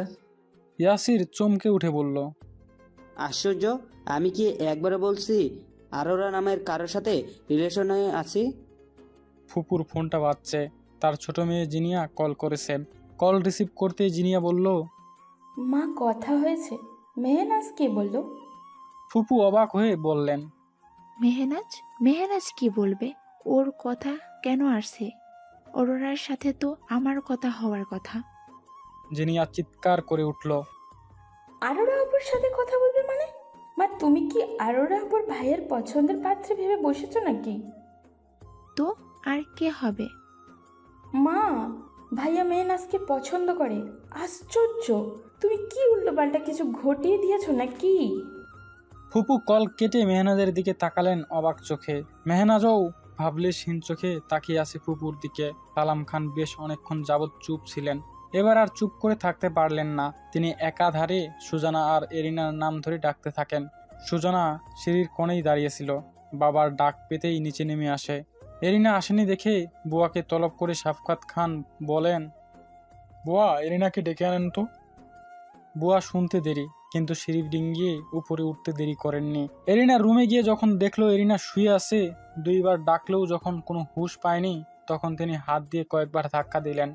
এতেও এরিনার হুঁশ না পেয়ে তিনি পাশে তাকাতেই দেখলেন বিছানায় একটা ওষুধের পাতা পড়ে আছে। দেরি না করে তিনি দৌড়ে নিচে এসে বলতে লাগলেন, ওরে আল্লাহ রে, হলে দেখা যাও, এরিনা মায় বিষ খাইছে রে। আবিয়াস তখন সবেমাত্র গোসল সেরে তৈরি হয়ে রুম থেকে বের হচ্ছিল। বুয়ার কথা শুনে দ্রুত তার পাশের ঘর অর্থাৎ এরিনার রুমে প্রবেশ করে দেখে বিছানায় শুয়ে আছে এরিনা। ভয়ে তার গা কাটা দিয়ে উঠল। সে পাশে গিয়ে প্রথমেই বেশ কয়েকবার ডাকতে লাগলো। সাড়া না পেয়ে আরো বেশি অস্থির হয়ে উঠল তার মন। সে তাড়াতাড়ি শ্বাস চলছে কিনা পরখ করে দেখল। শ্বাস পড়ছে দেখে সে স্বস্তি পায়। পাশেই এরিনার ঘুমের ওষুধটা পড়ে থাকতে দেখে সে বুঝে যায় এরিনার কি হয়েছে। সে রুম থেকে বের হতেই দেখলো 3 তলা থেকে হুড়মুড় করে কামিনী আর ক্যামেলিয়া নামছে। কামিনী তাকে দেখে থেমে গেলেও ক্যামেলিয়া এগিয়ে আসে, বলে, কি হয়েছে ভাইয়া? আবিয়াস কামিনীর দিকে একবার তাকিয়ে বলল, কিছু না। বুয়া চেঁচালো যে? বুয়ার স্বভাবই এমন, চেঁচিয়ে সারা বাড়ি করা। আবিয়াস নিচে নামার আগেই দেখলো সবাই উপরে উঠে এসেছে। অরোরা আর এরিনার মা আমেনা কেঁদে কুটে একাকার অবস্থা করেছে নিজের। আবিয়াসকে রহমত খান কিছু বলতে নিবে তার আগেই সে বলে উঠে, কিছু হয়নি, ওর মাইগ্রেনের ব্যথা উঠেছিল বোধহয়। সব সময়ের মতো ঘুমের ওষুধ নিয়েছে, আমি চেক করে এসেছি। সবাই স্বস্তির শ্বাস ছাড়ে। সালাম সাহেব বুয়ার দিকে তাকাতেই বুয়া মেকি হেসে জায়গা থেকে সরে পড়েন। সবাই আবার নিচে নেমে আসে। ততক্ষণে শাহরিয়ারকে দেখতে পেয়ে তার খালা তার দিকে এগিয়ে যায়। শাহানারা খাতুন এবার প্রকৃত অর্থেই অসুস্থ হয়ে পড়েছেন। কখন এসেছিস বাবা? এই তো মাত্রই। মায়ের কি অবস্থা এখন? শাহরিয়ার দূরে সোফায় বসে থাকা মায়ের দিকে এগিয়ে যেতেই উপর থেকে খান বাড়ির সকলে নেমে আসে। সানারা খাতুন বলেন, আমার ছেলে শাহরিয়ার। অরোরা পেছনেই ছিল। কথাটা শুনতে পেয়ে চমকে উঠে সামনে তাকাতেই শাহরিয়ারের সাথে তার চোখাচোখি হয়। মৃদু কম্পন টের পায় সে নিজের বুকের মধ্যে। সবাই হলরুমে শান্তিপূর্ণভাবে বসে একে একে কথা বলতে বলতেই সব পরিষ্কার হয়ে যায়। এরিনার জন্য তাজওয়ারকে সুপাত্র বলেই মনে করেন তার পরিবার। এদিকে ইয়াসিরকে একের পর এক জিজ্ঞাসাবাদ করতে থাকে সালাম খান। তার থেকে বায়োডাটা জেনে নিয়ে তিনি নিজ কন্যা মেহনাজের দিকে অগ্নিদৃষ্টিতে তাকান। বাবার এমন চেহারা দেখে মেহনাজ একটু ভয় পায়, তবে স্পষ্ট ভাষায় ঘোষণা দিয়ে দিল তার আর জাবিরের মধ্যে কোনো সম্পর্ক নেই। জাবির কি করছে বা করবে তা নিয়ে তার বিন্দুমাত্র মাথা ব্যথা নেই। ফুপু সেসব শুনে সমানে তাকে কথা শোনাচ্ছেন। শেষে হাত ধরে অনুরোধ করেন। মেহনাজ অসহায় চোখে বাবার দিকে তাকালো শুধু। তার বাবা যখন ফুপুকে কথা দিল জাবির ফিরলে মেহনাজের সাথে তার বিয়ে দিবে, তখনই সে সভা ছেড়ে রুমে চলে গেল। জাবিরের মতো একটা ভেজালকে সে মোটেও বিয়ে করতে চায় না। সবশেষে শাহরিয়ারের দিকে সবাই মনোযোগ দিল। সাফকাত খান আর আমেনা বেগম মুগ্ধ চোখে তাকে দেখছিল। আমেনা মনে মনে তাকে মেয়ের জামাই বানানোর পণও করে ফেলে। শাহরিয়ারের ব্যাপারে সকলেই অনেক কিছু জানতে চায়, প্রশ্ন করে। শাহরিয়ার প্রতিটি কথার জবাব দিচ্ছিল আর ওরাকে আর চোখে দেখছিল। শাহরিয়ারের মা এবার খুশি, খুব খুশি। যাক, মেয়েটা আসলেই ভালো, একেই ছেলের বউ করবেন তিনি। এদিকে দুপুর গড়িয়ে বিকেল হতে চলল। বাড়িতে কেউ খাবারের নাম তুলছে না। ক্ষুধা সহ্য করতে না পারা কামিনী আর বসে থাকতে পারলো না। সে কিচেনে গিয়ে দেখলো সারি সারি খাবার অতিথিদের নাস্তার জন্য সাজিয়ে রেখে বেকুব বুয়া হলরুমে বসে আছে। সে মর্জিনাকে ডাক দিয়ে বলল, আপাকে ডেকে আনো। আর এসব দিচ্ছ না কেন ওনাদের? বাইরের রান্নাঘরে পোলাও রেজালা চড়াইছে আপনার আম্মারা, সব রেডি হয়েও গেছে। এখন তাই আর এসব নিতে মানা করছে। বড় খানা খাওয়ানোর পর ছোট খানা খাওয়ানো হইব। মর্জিনা চলে যেতেই কামিনী কুচি করে বাটিতে রাখা আমের দিকে তাকে ভাবলো, থাক, সে পরে খাবে রেজালা, এখন সে তার সবচেয়ে প্রিয় খাবারটা খাবে। সে একটা ছোট বাটি নিয়ে তাতে একটু ভাত আর আম নিয়ে কয়েক চামচ বেশি করে গুঁড়া দুধ আর স্বাদ মতো লবণ দিয়ে মেখে নিল। তারপর একটা টেবিল চামচ নিয়ে একটু খেতে নিবে অমনি তার হাত থেকে বাটিটা কেউ কেড়ে নিল। রেগে গিয়ে পাশ ফিরতেই দেখলো আবিওয়াসকে। আবিওয়াস তার দিকে একবার তাকিয়ে তার উপর হাতে থাকা চামচটাও ছিনিয়ে নিল আর টপাটপ 2 চামচ মুখে পড়ে বলল, মজা তো। ক্ষুধার চোটে কামিনীর অবস্থা এমনিতেই খারাপ, তার উপর মুখের সামনে থেকে খাবার কেড়ে নেওয়া হয়েছে তার। সে ভুলে গেল তার সামনে দাঁড়িয়ে থাকা মানুষটাকে। ক্ষিপ্ত গলায় বলল, ওটা আমার, আপনি কেন নিলেন? নতুন করে বানিয়ে খাও। কথাটা বলেই আবিওয়াস চলে গেল। একটু যেতেই তার আলফাজের সাথে দেখা। আলফাজ ভাইকে বলল, 1 চামচ দাও, ভীষণ ক্ষুধা পেয়েছে, আর কতক্ষণ থাকবো এভাবে? আবিওয়াস ভাইকে 2 চামচ খাইয়ে দিয়ে আর একটু সামনে অগ্রসর হতেই নিয়নের দেখা পেল। ছেলেটাকে ভীষণ কাহিল দেখাচ্ছে। আবিওয়াস বলল, কি হয়েছে? নিয়ন অসহায় গলায় বলল, খিদে পেয়েছে ভাইয়া। আবিওয়াস ছোট ভাইয়ের হাতে বাটি ধরিয়ে দিয়ে বলল, নে খা। নিয়ন খাওয়া শুরু করতেই রিজভি এসে বলল, আমাকেও একটু দাও। আলফাজ পানি খেয়ে আস্তে আস্তেই দেখতে পেল নিয়নরা যেখানে বসে আছে সেখানে ছোট্ট টেবিলের উপর একটা একটা পলিথিনে মুড়িয়ে রাখা আছে কিছু। সে নিয়নকে বলল, এটা কি? ভেলপুরি টুনি এনেছে আপাদের জন্য। আবিওয়াজও কথাটা শুনে একবার পলিথিনের দিকে তাকালো। রেজবি বলল, ভাইয়া চলো খাই, ভেলপুরি খুব মজার খাবার। আলফাজ বলল, তাই নাকি? হ্যাঁ। আবিওয়াস বারণ করলো না ধরতে, কিন্তু আলফাস আর রেজবি খুলে টপাটপ 2টা মুখের মধ্যে ঢুকিয়ে ফেললো। নিয়নও একটা নিল। আবিওয়াস খেতে চায়নি প্রথমে, কিন্তু ভাইদের জড়াজড়িতে খাওয়া শুরু করলো। এরপর একে একে সবগুলো প্রায় শেষ করে ফেললো। টুইঙ্কেল গোসল সেরে এসে দেখে তার ভাইয়েরা বোনদের জন্য আনা ভেলপুরি খেয়ে নিচ্ছে। দেখে সে না বলে চিৎকার দিয়ে উঠল। তখন আজমাইন আর নিব্রাস বাড়িতে প্রবেশ করছিল। টুইঙ্কেলের চিৎকার শুনে নিব্রাস অন্য কোনো দিকে না তাকিয়ে তার দিকে এগিয়ে গেল আর বলতে লাগলো, কি হয়েছে টুইঙ্কেল, আপনি ঠিক আছেন তো? নিব্রাসের হুট করে আগমনটা কারোরই বোধগম্য হলো না। টুইঙ্কেল নিব্রাসের ব্যাকুলতা দেখে শুধু তাড়াতাড়ি মাথা নেড়ে বলল, না না, কিছু হয়নি আমার। আবিয়াস নিবরাসের দিকে এগিয়ে এসে বলল, কিরে, হঠাৎ এতদিন পর কি মনে করে আসলি? সেদিন যে এতবার বললাম একটু আয়, এলি না। নিবরাস কি বলবে বুঝে পায় না। সে এই বাড়িতে আসতে ভয় পায়। বারবার মনে হতো এখানে এলেই তার বড় ধরনের কোনো একটা চুরি ধরা পড়ে যাবে। আজও আসতো না, কিন্তু আজমাইনের কথা শোনার পর থেকে তার অন্তরে একদণ্ড শান্তি নেই। সে ছটফট করছিল বারবার। তাই তো বেহায়ার মতো চলে এসেছে। অবশ্য সে ভাবছে যে সে বেহায়ার মতো এসেছে। খান বাড়িতে কেউই এমনটা ভাবছে না। অতিথি আগমনে তারা সুখ অনুভব করে। তাছাড়া আবিওয়াজের পুরনো বন্ধু হলো নিবরাস। আবার আরেকটা নিবিড় সম্পর্কও তার এই বাড়ির সাথে আছে। নিবরাসের বাবা সালাম খানের ঘনিষ্ঠ বন্ধু। আজমাইন নিজেদের পারিবারিক ব্যবসা ছেড়ে দিয়ে নিবরাসের কোম্পানিতে কাজ করছে একটা বড় কারণে। বলা যায় শাস্তি হিসেবেই চাকরিটা করতে হচ্ছে তাকে। আজমাইন অনার্সে পড়ুয়া এক মেয়ের সাথে 2 বছর হলো প্রেম করছে। বিয়েও করবে, সব ঠিকঠাক। দুই পরিবারই জানে তাদের ব্যাপারে। সমস্যাটা হলো আজমাইন পড়াশোনা শেষ করে নিজেদের কোম্পানিতে ঢোকার পর খুব গা সারা ভাবে চলতো। ব্যাপারটা এমন, নিজের বাড়ি নিজের ঘর, সে নিজেই বস। কাজ ইচ্ছে হলে করবে, ইচ্ছে না হলে করবে না। কর্মীদের সর্বক্ষণ অতিরিক্ত কাজ চাপিয়ে দিয়ে প্রেমিকাকে নিয়ে ঘুরে বেড়ানো তার প্রধান কাজ ছিল। প্রথম আবিয়াস আর আলফাস খুব বুঝিয়েছে যে বাবা চাচারা জানলে সমস্যা হবে। সে শোনেনি দুই ভাইয়ের কারো কথা, নিজের মর্জি মতোই চলেছে। শাফকাত খান আর তার ভাইয়েরা ছেলেরা ব্যবসার হাল ধরার পর থেকে একটু অবসর নিয়েছিলেন। তারা সব দিকে তেমন একটা খেয়াল রাখতেন না। আবিয়াস আর আলফাস সবকিছু এত সুন্দর করে পরিচালনা করছিল যে তারা নিশ্চিন্তে সপ্তাহে 2-3 দিন বাড়িতেই কাটিয়ে দিতেন। এত সবে আজমাইনের এমন ফাঁকিবাজিও তাদের নজরে পড়েনি। কিন্তু ওই যে চোরের 10 দিন আর গৃহস্থের 1 দিন বলে একটা প্রবাদ আছে। প্রথম কয় মাস নজরে না পড়লেও হুট করেই একদিন সালাম সাহেব ধরে ফেললেন তার এইসব কুকর্ম। তারপর আর কি, বিচার বসে বাড়িতে। আজমাইনকে বলা হয় যতদিন না সে নিজ যোগ্যতা বলে কাজ করে উপার্জন করছে ততদিন সে যেন ঘরে বউ না আনে। চাকরির জন্য আজমাইন এদিক ওদিক প্রথমে ঘুরছিল, কিন্তু খানদের ছেলে নিজেদের কোম্পানি রেখে কি কারণে বাইরে চাকরি খুঁজছে এই ভেবে অনেক প্রাইভেট কোম্পানি তার যোগ্যতা থাকার পরেও তাকে চাকরি দেয়নি। সরকারি চাকরির পেছন ঘুরেও তার নাজেহাল অবস্থা হয়। বিসিএসে না টিকলে সরকারি ভালো চাকরিও আবার পাওয়া যায় না।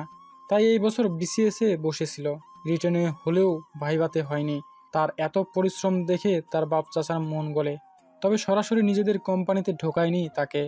আরও কয়েক মাস তাকে একটা শিক্ষা দেওয়ার জন্য সালাম খান তার বন্ধু নাবিদ শেরনাবিয়াদের সাথে আলাপ করেন। নাবিদ সাহেব নিজ পুত্র নিবরাসকে বললে সে একটা পদের জন্য ইন্টারভিউয়ের ব্যবস্থা করে। যেহেতু যোগ্যতা সম্পন্ন ছিল আজমাইন, তাই কাজটা পেয়েও যায়। আর তারপর থেকেই গত 3 মাস যাবৎ সে অক্লান্ত পরিশ্রম করে চলেছে। নিবরাসকে ছোট থেকে তার ভাই ডাকার অভ্যাস, কিন্তু সেটাও এখন ডাকতে পারে না। নিবরাস অবশ্য এর জন্য কিছু বলেনি। অফিসে স্যার ডাকলে ডাকুক, বাইরে ভাই ডাকলে তার সমস্যা নেই। কিন্তু শাফকাত খান বললেন আজমাইন ওই ভাই ডেকেই কাজ হাসিল করে নিবে। স্টাফ আর বসের মধ্যে ভাই ভাই সম্পর্ক থাকলে সেটা কাজেও প্রভাব ফেলে, আর সেটা যে ইতিবাচক হবে না তা বোঝাই যায়। নিবরাসের আগমনে সালাম সাহেব খুশি হলেন খুব। পরক্ষণেই একটা হাহাকার এসে ভর করে তার মনে। তার বহুত শখ ছিল এই ছেলেকে নিজ কন্যা মেহনাজের সাথে বিবাহ দিবেন। এদিকে বোনের এত অনুরোধের পর তাকেও নারাজ করতে চাননি, যার ফলে মতটা তিনি দিয়েছিলেন। জাবিরও ভালো ছেলে, তবে কখনো তাকে নিয়ে তেমনটা তিনি ভাবেননি। কিন্তু এখন করার নেই কিছু। কথার খেলাপ করার মতো মানুষ সালাম খান না। তিনি হঠাৎই সিদ্ধান্ত নিলেন ক্যামিলিয়া বা কামিনা যে কোনো একজনের সাথে নিবরাসের জুটি বেঁধে দিবেন। মনে মনে এটা ভেবে তিনি বেশ উচ্ছ্বাসিত হয়ে উঠলেন। আবিয়াস বন্দুককে নিয়ে নিজের রুমে চলে যাওয়ার পর আজমাইন বুয়াকে ডাক দিতেই চোখ মুখ কুঁচকে গরিগম্ভীর ভাব নিয়ে বুয়া হল রুমে আসেন। আজমাইন তাকে নিবরাসের আনা জিনিসপত্র ভেতরে নিয়ে যেতে বললেই তিনি সব কিছুর দিকে তাকিয়ে অবাক হয়ে চোখ কপালে তুলেন।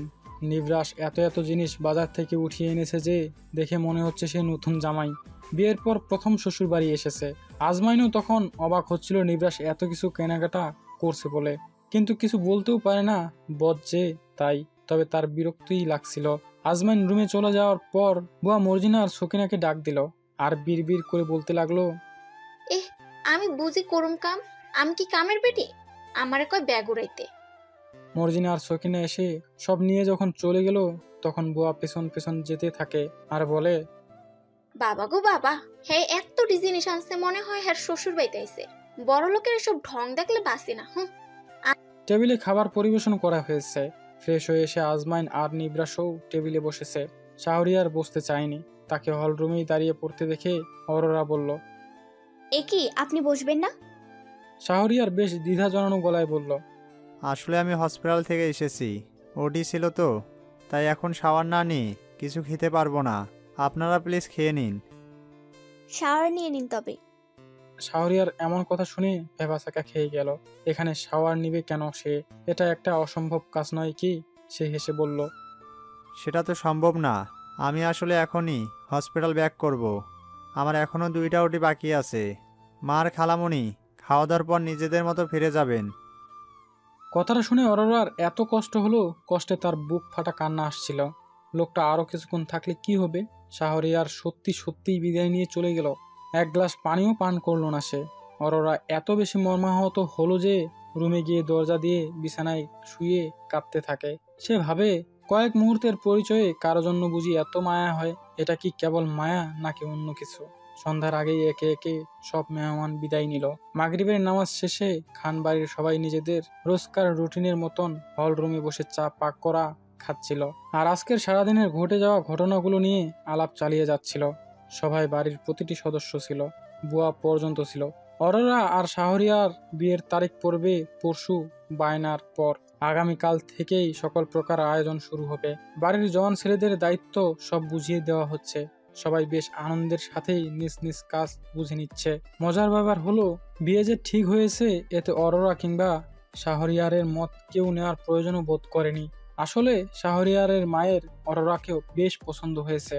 ছেলের বউ হিসেবে তার অরোরাকেই চাই। ছেলেটা তো বিয়ে শাদী করতেই চায় না। দেখা গেল তাকে জিজ্ঞেস করতে গেলে বারণ করে দিবে, তাই তিনি কিছু বলেন না, আর মত নেওয়ার কথাও ভাবেন না। শুধু কড়া গলায় বলে দেন, এখানে বিয়ে হবে মানে এখানেই বিয়ে হবে। খান বাড়িতেও একই দশা। শাহরিয়ারকে সবার ভীষণ পছন্দ হয়েছে। এদিকে তাদের মেয়ের তো শুধু রিজেক্ট করার দোষ আছে। দেখা গেল এই এত ভালো প্রস্তাবটাও জিজ্ঞেস করলে কোনো একটা কারণ দেখে সে নাকচ করে দিবে। তাই কেউ তাকে কিছু জিজ্ঞেস করার প্রয়োজন বোধও করেনি। প্রথমে অবশ্য ইমরোজ খান একবার বলেছেন অরোরার কি মত তা জানার জন্য।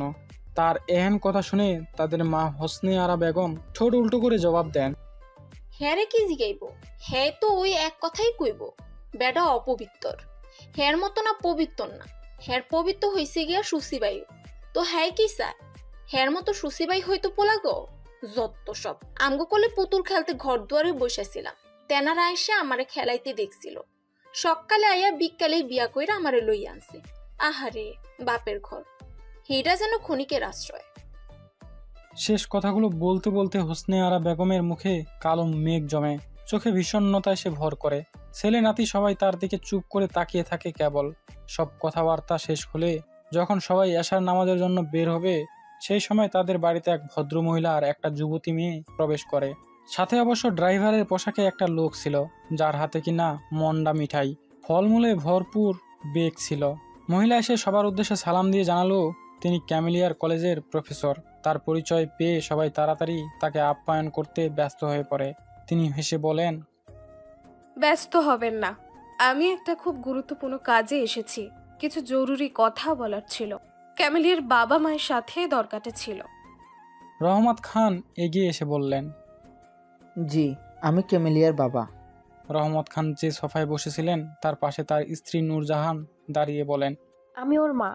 কিছু কি হয়েছে ম্যাডাম? আসলে কিছু হয়েছে বলতে, আমি শুনেছি যে ক্যামেলিয়া নাকি বিয়ে দিচ্ছেন। উপস্থিত সবাই বেশ অবাক হলেন। রহমত খান বললেন, ক্যামেলিয়াকে বিয়ে দিচ্ছি। তারপরেই কিছু মনে পড়ার ভঙ্গিতে হেসে বললেন, আরে না না, ক্যামেলিয়া নয়, আমার বাড়ির বড় মেয়ে আরুরার বিয়ের কথা ঠিক হয়েছে। এই যে ইনি আমার বড় ভাই। রহমত খান একে একে সবার সাথেই পরিচয় করিয়ে দিলেন। ক্যামেলিয়ার প্রফেসর মাজেদা হক কিছুক্ষণের জন্য তবদা খেয়ে যান। তারপরই ব্যাপারটা বুঝতে পারেন, হেসে বলেন, আমার ছেলে জাওয়াত নৌবাহিনীতে আছে ক্যাপ্টেন পদে। আপনার মেয়ে ক্যামেলিয়া তাকে পছন্দ করে, আর আমার ছেলেরও আপনার মেয়েকে পছন্দ। সে তো সবসময় কাজের জন্য বাহিরে বাহিরে থাকে, তেমন একটা আশা হয় না। তাই বিয়ে শাদীর ব্যাপারে এখনো কিছু ভাবা হয়ে ওঠেনি। আজ সকালে ছেলে আমাকে কল দিয়ে ভাঙা গলায় মা ডাকে। আমি ভাবলাম কোনো অঘটন ঘটে গেছে। বোঝেনি তো ওদের যে পেশা, তাতে কতটা রিস্ক। আমি এদিকে ভয়ে অস্থির। তার কি হলো? পরে কথা বলার পর জানতে পারলাম এই সব। আপনার মেয়ে নাকি আমার ছেলেকে মেসেজ পাঠিয়ে বলেছে তার বিয়ে ঠিক। এরপর আমার তাকে সে সবকিছু থেকে ব্লক করে দিয়েছে। ছেলের থেকে ঘটনা আরও জানলাম যে সে ক্যামেলিয়াকে পছন্দের কথা কখনো জানায়নি। আসলে সে চাইছিল একেবারে বিয়ের কথাটাই তুলবে, তার সামনের মাসেই ফেরার কথা। এবার এসেই নাকি সে জানাতো, কিন্তু এর মধ্যে এসব দেখে সে আতঙ্কিত হয়ে পড়েছে। আমার ওই রকম শক্ত মনের একটা ছেলে যে এমন মেয়ে ঘটিত ব্যাপারে দুর্বল হয়ে পড়বে আমি ভাবতেও পারিনি। ভাই, আপনার মেয়েটাকে আমার ছেলের জন্য আমি চাইছি। ছেলেটা আপনার মেয়েকে ভীষণ ভালোবাসে। আমি মা, ছেলের অনুভূতি আমি বুঝি। মেয়েটাকে আমার ছেলের জন্যই দিবেন দয়া করে। তা ক্যামেলিয়া কোথায়, একটু দেখে দিবেন? ক্যামেলিয়া নিজের প্রফেসরকে দেখে বহু আগেই সিঁড়ির কোনায় গিয়ে লুকিয়েছিল। সেখান থেকে সব শুনে সে লজ্জায় লাল নীল হচ্ছিল, আবার ভয়ে হাত পাও তার ঠান্ডা হয়ে যাচ্ছিল। আজ যে তাকে কত বড় বিপদের মুখে পড়তে হবে ভাবতেই তার বুক ধরফর করছে। সে কোনোভাবেই আজ ম্যামের সামনে যাবে না, তাই তাড়াতাড়ি নিজের রুমে গিয়ে ভেতর থেকে দরজা বন্ধ করে দিল। কামিনী তার দাদুর রুমে ছিল। সেখান থেকে বের হয়ে সিঁড়ির কাছে যেতেই তাকে মাজেদা হক দেখে ফেলেন। তারপর নিজে উঠে এগিয়ে গিয়ে তার হাত ধরে টেনে নিয়ে আসেন। আবিয়াস, আলফাস, আজমাইন তখন দোতলা থেকে নামছিল। কামিনীকে একটা মহিলা হাত ধরে টেনে নিয়ে যাচ্ছেন দেখে সকলেই থমকে দাঁড়ালো। আজকে ক্যামেলিয়া আর কামিনী দুজনেই একরকম জামা পরেছিল, তাই কেউই বুঝতে পারলো না এটা আসলে কামিনী নাকি ক্যামেলিয়া। তবে আবিয়াস বুঝলো। সে তড়িঘড়ি করে নিচে নেমে আসতেই শুনতে পেল মাজেদা হকের কথা।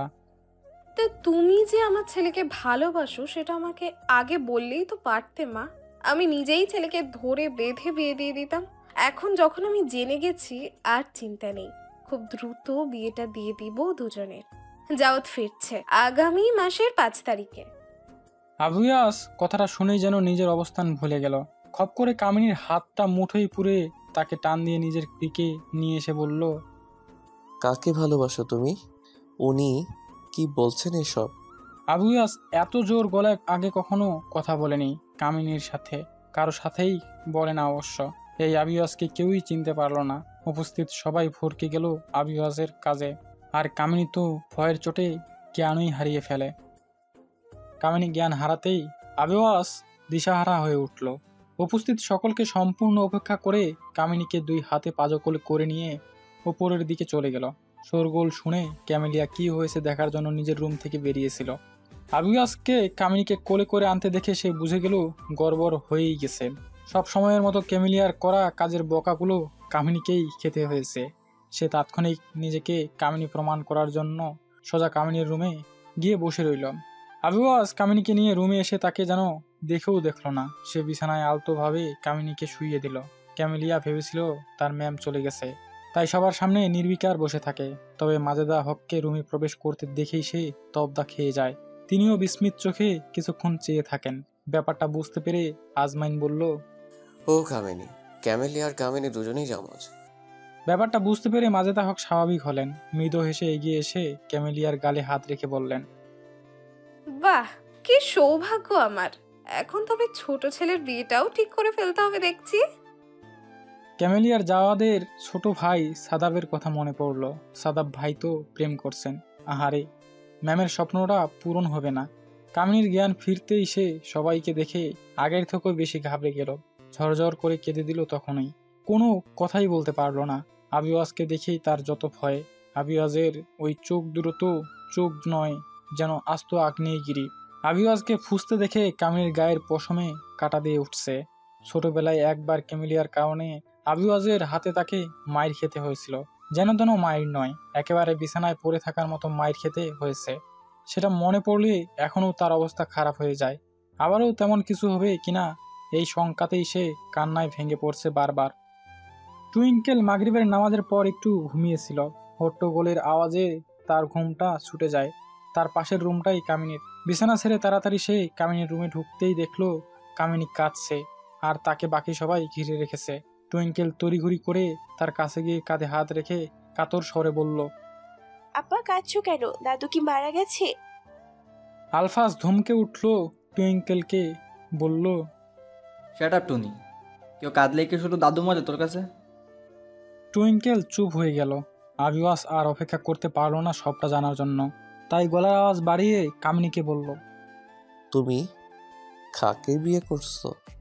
কামিনী ফোপাতে ফোপাতে জবাব দিল, কাউকেই না। উনি একটু আগে নিচে কি বলেছিলেন আমি শুনতে পেয়েছি। নাটক করছো তুমি? না, সত্যি বলছি। বিয়ে করবে না বলছো, আবার ভালোবাসো শুনছি। আমাকে বোকা পেয়েছো তুমি? আমি তো আপনাকেই ভালোবাসি। কামিনীর কথা শুনে তার বাবা মা দুজনেই বিব্রত বোধ করলেন। এটা তারা কি শুনছেন? উপস্থিত সবার মুখ এত বড় হা হয়ে গেছে। কামিনীও বুঝে উঠতে পারলো না যে সে কি বলতে কি বলে ফেলেছে। আবিওয়াস একটু নরম হলো, হালকা কেসে বলল, তাহলে উনি কেন এসব বলছেন? আমি জানবো কি করে? আমি তো চিনি না ওনাকে। মাজেদা হক থতমত খেয়ে গেলেন এমন কথা শুনে। বললেন, কি বলছো ক্যামেলিয়া? আমাকে তুমি চিনতে পারছো না? আবিওয়াস আর কামিনী দুজনেই চমকে উঠল এই কথা শুনে এবং একই সাথে বলে উঠল, ও ক্যামেলিয়া না? ক্যামেলিয়া এক কোণায় দাঁড়িয়েছিল চুপচাপ। সবার নজর নিজের দিকে পড়তেই ঝরঝর করে কেঁদে দিল। মাজেদা হককে বলল, সরি ম্যাম, আমি ভয় পেয়ে গিয়েছিলাম, তাই এভাবে লুকিয়ে পড়েছিলাম। সালাম খান কামিনীর দিকে তাকালেন, বললেন, তুমি আবৈজাককে পছন্দ করো? কামিনী ঝটপট দুই দিকে মাথা নাড়ল, যার অর্থ না, সে পছন্দ করে না। আবিওয়াস এমন অস্বীকৃতি সইতে পারল না, ধমকে উঠে বলল, এই মেয়ে, থাপ্পড় চিনো?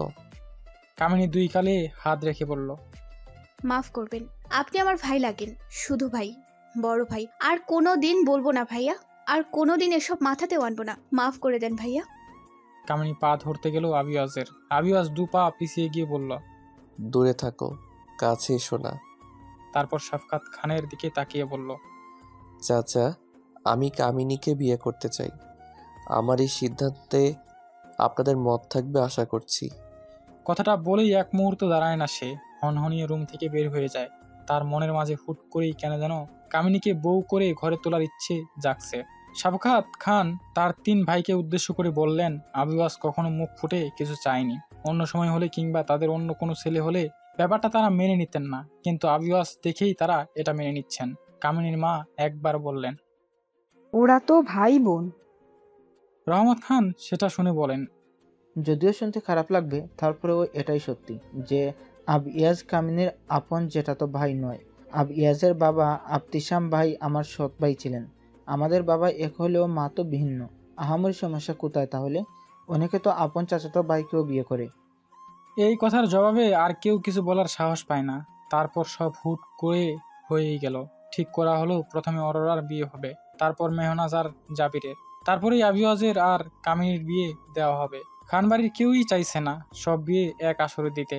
তারা খানদানি বংশের মানুষ, প্রত্যেকটা মেয়ের বিয়ে আলাদাভাবে ভিন্ন ভিন্ন আয়োজনের মাধ্যমে সম্পন্ন করবেন।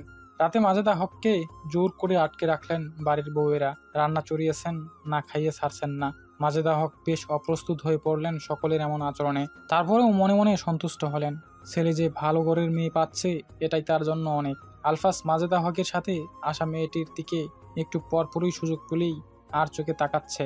মেয়েটি মাজেদা হকের ভাইয়ের মেয়ে, নাম হলো তনয়া। ঢাকা মেডিকেলে 5th ইয়ারে পড়ছে বর্তমানে। সন্ধ্যার দিকে ফুপু কল করে তাকে তাড়াতাড়ি হল থেকে বের হতে বললেন। এমনভাবে ডেকেছিল সে ভেবেছে কোনো বড় ধরনের বিপদ হয়ে গেছে। কোনো রকমে তৈরি হয়ে বের হয়ে এসে জানতে পারে যাওয়াদের জন্য মেয়ে দেখতে যাচ্ছে। শুনে তার প্রচণ্ড রাগ হয়, কিন্তু ফুপুকে কিছু বলতেও পারে না, চুপচাপ তার সঙ্গে আসে। আর এখানে আসার পরই একের পর এক শক পাচ্ছে সে। এখন নতুন যেটা যোগ হলো সেটা হলো আলফাজের চড়া দৃষ্টি। লোকটা দেখতে শুনতে ভালোই, ভদ্রগোছের বোঝা যাচ্ছে, কিন্তু এইভাবে কেন তাকাচ্ছে তার দিকে? ও সে তো ভুলেই গেছে শয়তানগুলো ভদ্র বেশেই থাকে। আলফাজকে এড়ানোর জন্যই সে ফোনে ব্যস্ত হয়ে পড়লো, কিন্তু বেশিক্ষণ ফোন হাতে রাখতে পারেনি। টুইঙ্কেল তাকে অরোরা রুমে ডেকে নিয়ে যায়। 7 বোন সেখানেই উপস্থিত ছিল। সবার সাথে আড্ডা দিয়ে তার সময়টা বেশ ভালোই কেটে যায়। খেতে বসার সময় টেবিলে তনয়ার বিপরীতে বসে আলফাজ, আর সে পুরোটা সময় এটা সেটা এগিয়ে দিতে থাকে তনয়াকে। এত মানুষজনের মধ্যে নিজেদের গুরুত্বপূর্ণ আলাপে ব্যস্ত থাকায় কেউই তাদের লক্ষ্য করেনি। তনয়া খুব কষ্টে রাগ সংবরণ করে অল্প খেয়েই উঠে পড়ে। রাত বেশি বাড়ছে দেখে মাজেদা হকরা খাওয়ার পরপরই রওনা দেন। তবে ফেরার আগে খান পরিবারের সবাই তাদের বেশ অনুরোধ করলেন অরোরার বায়নাতে যেন তারা সপরিবারে আসে খান বাড়িতে। সবাই তাদের অপেক্ষায় থাকবে। মাজেদা হক আশ্বস্ত করলেন তারা আসবেন। পরের দিন ভোর 6টায় মেহনা ছাদে যোগ ব্যায়াম করছিল। অরোরা চা করে নিয়ে সুজানাকে ডেকে ছাদে আসে।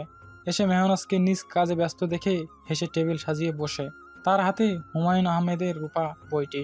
অগণিতবার বইটি তার পড়া হয়েছে, তারপরেও পুনরায় পড়তে বিরক্ত বোধ করে না সে। এত টানে তাকে বইটা। সুজনা আর এরিনা একসাথে ছাদে আসে। এসে চেয়ার টেনে বসে চা খায়, গল্প করে টুকটাক। খানিক পর টুইঙ্কেল আসে ছাদে। মেহনাজকে প্রোটিন শেক দিয়ে সে ধপ করে বসে পড়ে চেয়ারে। সুজনা জিজ্ঞেস করে, টুকুন টাকুন আসবে না? না, ঘুমাচ্ছে। টুকুন টাকুন হলো ক্যামেলিয়া আর কামিনী। তাদেরকে সবাই আদর করে এই নামে ডাকে। গত রাতে কামিনীর ভয়ের চোটে জ্বর আসে, আর যমজ হওয়ার জন্য ছোট থেকেই দুজনের অনেক কিছুর মিল আছে। এর মধ্যে একটি হলো একজনের জ্বর আসলে অপরজনেরও অটোমেটিক এসে যায়। কামিনীর জ্বর আসার 3 ঘন্টা পরেই ক্যামেলিয়ারও জ্বর আসে।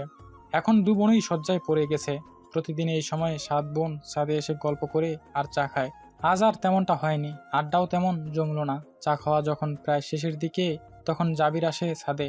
তাকে দেখে সবাই কোনো কথা বলে না, আসলে বলতে নেয়, কিন্তু জাবির ইশারায় চুপ থাকতে বলে তাদের। সবাই মৃদু হেসে চুপি চুপি ছাদ ছাড়ে। মেহনাজ তখন চোখ বন্ধ করে গভীর ধ্যানে মগ্ন ছিল, তাই সবাই যে ছাদ ছেড়েছে তা সে টের পায় না।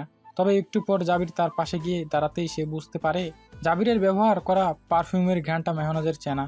চোখ খুলতেই সামনে জাবিরকে দেখে সে বিরক্ত হলো। জাবির ভ্রু উঁচিয়ে হেসে বলল, কিরে, যোগা করছিস? মেহনাজ থমথমে গলায় বলল, এইখান থেকে যাও জাবির ভাইয়া। তুমি করে বলছিস? তবে আমি তো ভেবেই বসেছিলাম এখন থেকে তুই সম্বোধনই শুনতে হবে। ডিস্টার্ব করো না, যাও। যাব না। মেহনাজ আসন ছেড়ে উঠল, গায়ে ওড়না পিছিয়ে নিয়ে বলল, তুমি একটা অসহ্যকর মানুষ।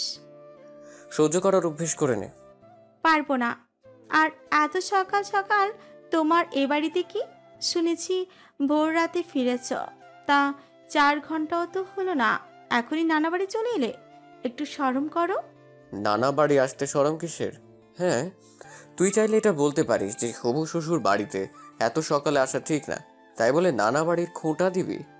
এই, আমার মামা তোকে আসলে কি খাই এমন পাষাণ বানালো? মামাকে জিজ্ঞেস করো। তুই বল, তুই কি খাস? সেটা তো তোর জানার কথা। মেহনাজ নিচে নামার জন্য পা বাড়ায়। তাকে প্রস্থান নিতে দেখে জাবির জোরে জোরে গাইতে থাকে, তোমার বাড়ির রাস্তাটার মায়ায় পড়েছি, তোমার বাড়ির ফুল গাছটার মায়ায় পড়েছি। হায় হায় হায়, হায় হায় হায়, হায় রে হায়, তোমায় ভালোবেসেছি। এমন এক গান শুনে মেহনাজ তাজ্জব বনে গেল। পিছন ফিরে কিছু সময় অবাক চোখে জাবিরের দিকে তাকিয়ে থেকে সে চলে যায়। জাবির 3 তলায় এসে দেখে আবিয়াস কামিনীর রুমের দিকে যাচ্ছে। জাবির তার কাছে গিয়ে বলে, কি ভাইয়া, শুনছি আমার শালিকে বিয়ে করার প্রস্তাব দিয়েছ, তা আমাকে তো কখনো জানালে না যে ভেতরে ভেতরে এসব চলছে। আবিয়াস গম্ভীর গলায় প্রশ্ন করল, কি সব চলছে? বোঝো না তাই না? অলওয়েজ এমন অবুঝ সেজেই তো চলেছ। আমি জানতাম লাস্ট বলে তুমিই ছক্কা মারবে, আর দেখো প্রেডিকশন মিলে গেল। আবিয়াস অগ্নিদৃষ্টিতে তাকালো জাবিরের দিকে। 10 নাম্বার বিপদ সংকেত আজ করতে পেরে জাবির দ্রুত সেই জায়গা ত্যাগ করল। জাবির চলে যাওয়ার পর আবিয়াস আরও কিছুক্ষণ কামিনীর দরজার সামনে দাঁড়িয়ে থাকে, কিন্তু ভেতরে ঢোকার সাহস পায় না, তাই নিজের ঘরে ফিরে যায়। ক্যামেলিয়া ঘুমের ঘরে ফোনের রিংটোনের শব্দ পেয়ে পাশ থেকে ফোনটা হাতে তুলে নেয়। চোখ মেলে দেখে আননোন নাম্বার থেকে কল এসেছে। রিসিভ করে হেলো বলতেই ওপাশ থেকে শুনতে পেল, ভালোবাসি ক্যামেলিয়া, খুব বেশি ভালোবাসি। এই এত অবসাদের মধ্যেও ক্যামেলিয়ার মনে হলো, আহা, এটাই বুঝি সুখ। আজ অরোরার বায়না। সকাল থেকে খানবাড়ি হইচয়ে মেতে আছে। গোটা বাড়ি সুন্দর সুসজ্জিতভাবে সাজানো। বাড়ির সবাই খুবই ব্যস্ত ভঙ্গিতে এদিক ওদিক ঘুরঘুর করছে। তবে এত ব্যস্ত মানুষের মধ্যে একজন খুবই আরামে হলরুমের নতুন সভায় বসে আছে। সেই মানুষটি হলো বুয়া। নিউ মার্কেট থেকে কিনে আনা চুমকি চুমকি লাল রঙের কাপড় পরে, ঠোঁটে গাঢ় লাল লিপস্টিক দিয়ে, চোখের উপর সানগ্লাস লাগিয়ে, হাতে একটা কটকটে লাল রঙের পার্স নিয়ে বসে আছে। গতকাল রাতেই তিনি ঘোষণা দিয়েছেন আজ কোনো কাজ করবেন না। অবশ্য তিনি কোনো কাজই করে না। বুয়া এই বাড়িতে আসে 28 বছর হতে চলেছে। হোসনে আরা বেগমের গ্রামের তিনি। অকালে স্বামী সন্তান হারিয়ে যখন বাপের ভিটায় ভাইয়ের বউয়ের লাঠি ঝাঁটা খায়, তখন গ্রামের মহাজনের দয়া হয়, পাঠিয়ে দেন তাকে ঢাকায় হোসনে আরার কাছে। এসেছিলেন তো মূলত কাজ করার জন্য, কিন্তু যে বছর তিনি এই বাড়িতে আসেন সেই বছর আলফাজের জন্ম হয়। আর তখন তার উপর আলফাজের দেখাশোনা করার দায়িত্ব পড়ে। আলফাজের দেখাশোনা করাই তখন তার কাজ হয়ে যায়। এরপর অরোরা হলো, তারও দেখাশোনার ভার পড়লো বুয়ার উপর। এরপর মেহনাজ, এরিনা, সুজানা, ক্যামেলিয়া, কামিনী, নিয়ন, টুইঙ্কেল, রিজভি এদের সবার দেখাশোনাই তিনি করেন। এই এতগুলো বাচ্চারা দেখাশোনা করাতে কখনোই বাড়ির অন্যান্য কাজ তিনি করেননি। বুয়া শুধু তিনি নামেই ছিলেন, তবে তার কাজ ছিল কেবল বাচ্চাদের সাথে থাকা, তাদের খাওয়ানো, গার্ডেনে তাদের সাথে খেলা করা, ব্যাস। বাচ্চাদের কাপড় ধোয়ার কাজও করেননি তিনি কখনো, সেটার জন্য আলাদা লোক ছিল। যেহেতু বুয়া বলেই সবাই তাকে প্রথমে ডেকেছিল, তাই তার নাম বুয়াই রয়ে গেল। তবে তিনি নিজেকে ন্যানি ভাবে, অবশ্য উচ্চারণে বলে উল্টোটা। এই যেমন একটু আগে তিনি যখন বসেছিলেন তখন তার কাছে দুইজন মহিলা আসেন, জিজ্ঞেস করেন, আপনি মেয়ের কি হন? বুয়া গম্ভীর স্বরে জবাব দেয়, আমি অরোরা মায়ের নানি। মহিলা চরম অবাক হলেন, চোখ কপালে তুলে তিনি বলেন, কি আপনি নানি হন? হ। সত্যি? তাই আমি মিশা কথা কমু? এত ইয়াং নানি? মানে আরোরার মাকে একটু আগে দেখলাম, বয়স তো একই হবে আপনাদের। তাও আমি নানি। মহিলা যিনি প্রশ্ন করেছিলেন তিনি হলেন শাহরিয়ারের মামি। তিনি বুয়ার কনফিডেন্স দেখে সত্যিই তাকে নানি ভেবে বসলো। শাহরিয়ারের নানিকেও আজ আনা হয়েছে, তিনি বসে আছেন ওই পাশের সোফায়। তিনি বুয়াকে নিয়ে গিয়ে শাহরিয়ারের নানির পাশে বসিয়ে দিলেন। এর একটু পরেই সেখানে টুইঙ্কেল আসে, এসে জিজ্ঞেস করে, বুয়া আপনি এখানে? দাদু কোথায়? বুয়ার বলার সাথে সাথেই মহিলাগুলোর মুখের রং বদলে গেল। টুইঙ্কেল ব্যস্ত ভঙ্গিতে নিজের দাদুকে খুঁজতে লাগলো, পেয়েও গেল। একটু সামনেই টেবিলের পাশে একটা পিঁড়িতে কপালে হাত দিয়ে উদাস হয়ে বসে আছেন। টুইঙ্কেল তাড়াতাড়ি নিজের দাদুকে সেখান থেকে উঠিয়ে অন্য সোফায় নিয়ে গিয়ে বসালো।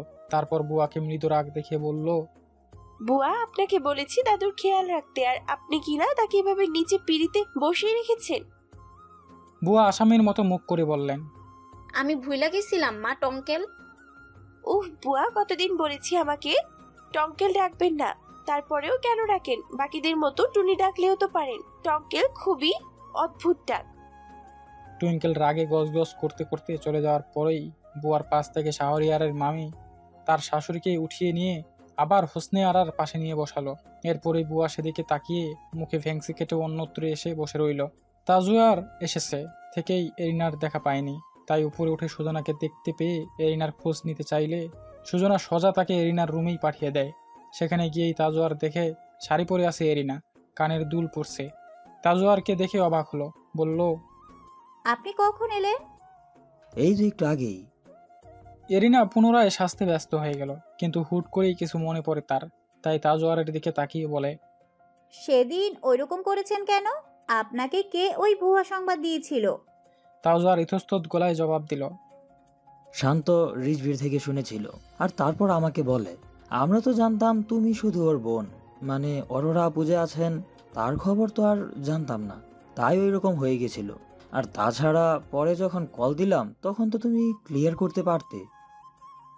আমিও বুঝতে পারিনি। এরিনা হেসে ফেলে। হাসলো তাজওয়ারও।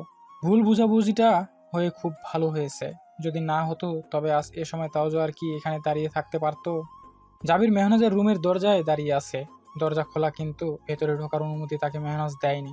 জাবির বলে, সরি, আর কখনো ওই রকম রাফলি বিহেভ করব না। জাবির ভাইয়া যাও এখান থেকে, তোমাকে কতবার বলবো তুমি আমার কাছে কেবলই ভাই। আমি হতে চাই না ভাইয়া, আমি তো হতে চাই সাইয়া। যাবি তুমি? হুম। ধুর, এই তোমাকে কোন পাগল এই নিউজ দিয়েছিল? বিদেশ ছিলে আমি ভালোই ছিলাম, যেই পাগল দিয়েছে খবর তাকে না চড়িয়ে দিলে আমার শান্তি হবে না। রাফিদ ভাইকে চড় দিবি? মেহনাজ অবাক হলো। রাফিদ তাদের পাশের বাড়ির। আবিওয়াস, আলফাস, আজমাইন, জাবির এদের সবার সাথে তার বন্ধুর মতো সম্পর্ক। তার তো এত ভেতরের কথা জানার কথা না, তাই সে বিস্ময় নিয়ে জানতে চাইল, ওনাকে কে বলেছে আবার? তোদের বাড়ির ছোটা বুয়া মর্জিনা গিয়ে রাফিদ ভাইয়ের বউকে বলেছে তোর বিয়ে, আর ভাই তো জানে আমি তোকে পছন্দ করি, তাই আমাকে জানিয়ে দিয়েছে কল করে। আজ মর্জিনার খবর করে ছাড়বো আমি। মেহনাজের অনুমতির অপেক্ষা আর করে না জাবির। সোজা রুমে ঢুকে মেহনাজের হাত চেপে ধরে বলল, তুই এমন কেন করিস বল না, ভালোবাসি তো তোকে। মেহনাজ কিছু বলল না, কিছুক্ষণ চুপ করে চেয়ে রইল জাবিরের মুখের দিকে। তারপর এমন একটা কথা বলল যা শোনার জন্য জাবির প্রস্তুত ছিল না। কামিনী আর ক্যামেলিয়া দুজনেই একটু সুস্থ হয়েছে। ক্যামেলিয়া হবু শাশুড়ির কাছে আছে, আর কামিনী আবিওয়াজের সাথে। আবিওয়াজেই তাকে জোর করে নিজের পাশে রাখছে। একটু পরপরই এটা সেটা এনে দিচ্ছে খাওয়ার জন্য। সে যে পেটুক এটা তো আবিওয়াজ ভালোই জানে, তবে জ্বরের মুখে পেটুকটা খেতে পারছে না। আবিওয়াজের খুব কষ্ট হচ্ছে তাই পেটুকের জন্য। কামিনী অবশ্য লজ্জা পাচ্ছে। বাড়ির সবাই সামনে থাকাতে তার লজ্জায় অস্বস্তিতে মাথা নত হয়ে যাচ্ছে। নিবরাস এসেছে থেকেই টুইঙ্কেলের আশেপাশে ঘুরঘুর করছে। টুইঙ্কেল অবশ্য এত কিছু বুঝলো না। সে বেশ স্বাভাবিকভাবেই আলাপ সারে নিবরাসের সাথে। এই স্বল্প আলাপে নিবরাসের মন ভরে না, সে ঘুরঘুর করতেই থাকে। সালাম সাহেব ড্রয়িং রুমে আসেন তখন সবে মাত্র। এসে নিবরাসকে দেখে তার হাহাকারটা আবারও জেগে ওঠে। কামিনী আর ক্যামেলিয়ার সাথেও তার বিয়ে দিতে পারবেন না। ছেলেটাকে এবারের জামাই করা আর হবে না। হঠাৎ করেই তার নজর পড়ল টুইঙ্কেলের উপর। শাড়ি পরে বড় মেয়ে সেজে আছে সে। নিবরাসের দিকে আরেকবার তাকাতেই তিনি দেখলেন নিবরাসের নজর টুইঙ্কেলেরই দিকে।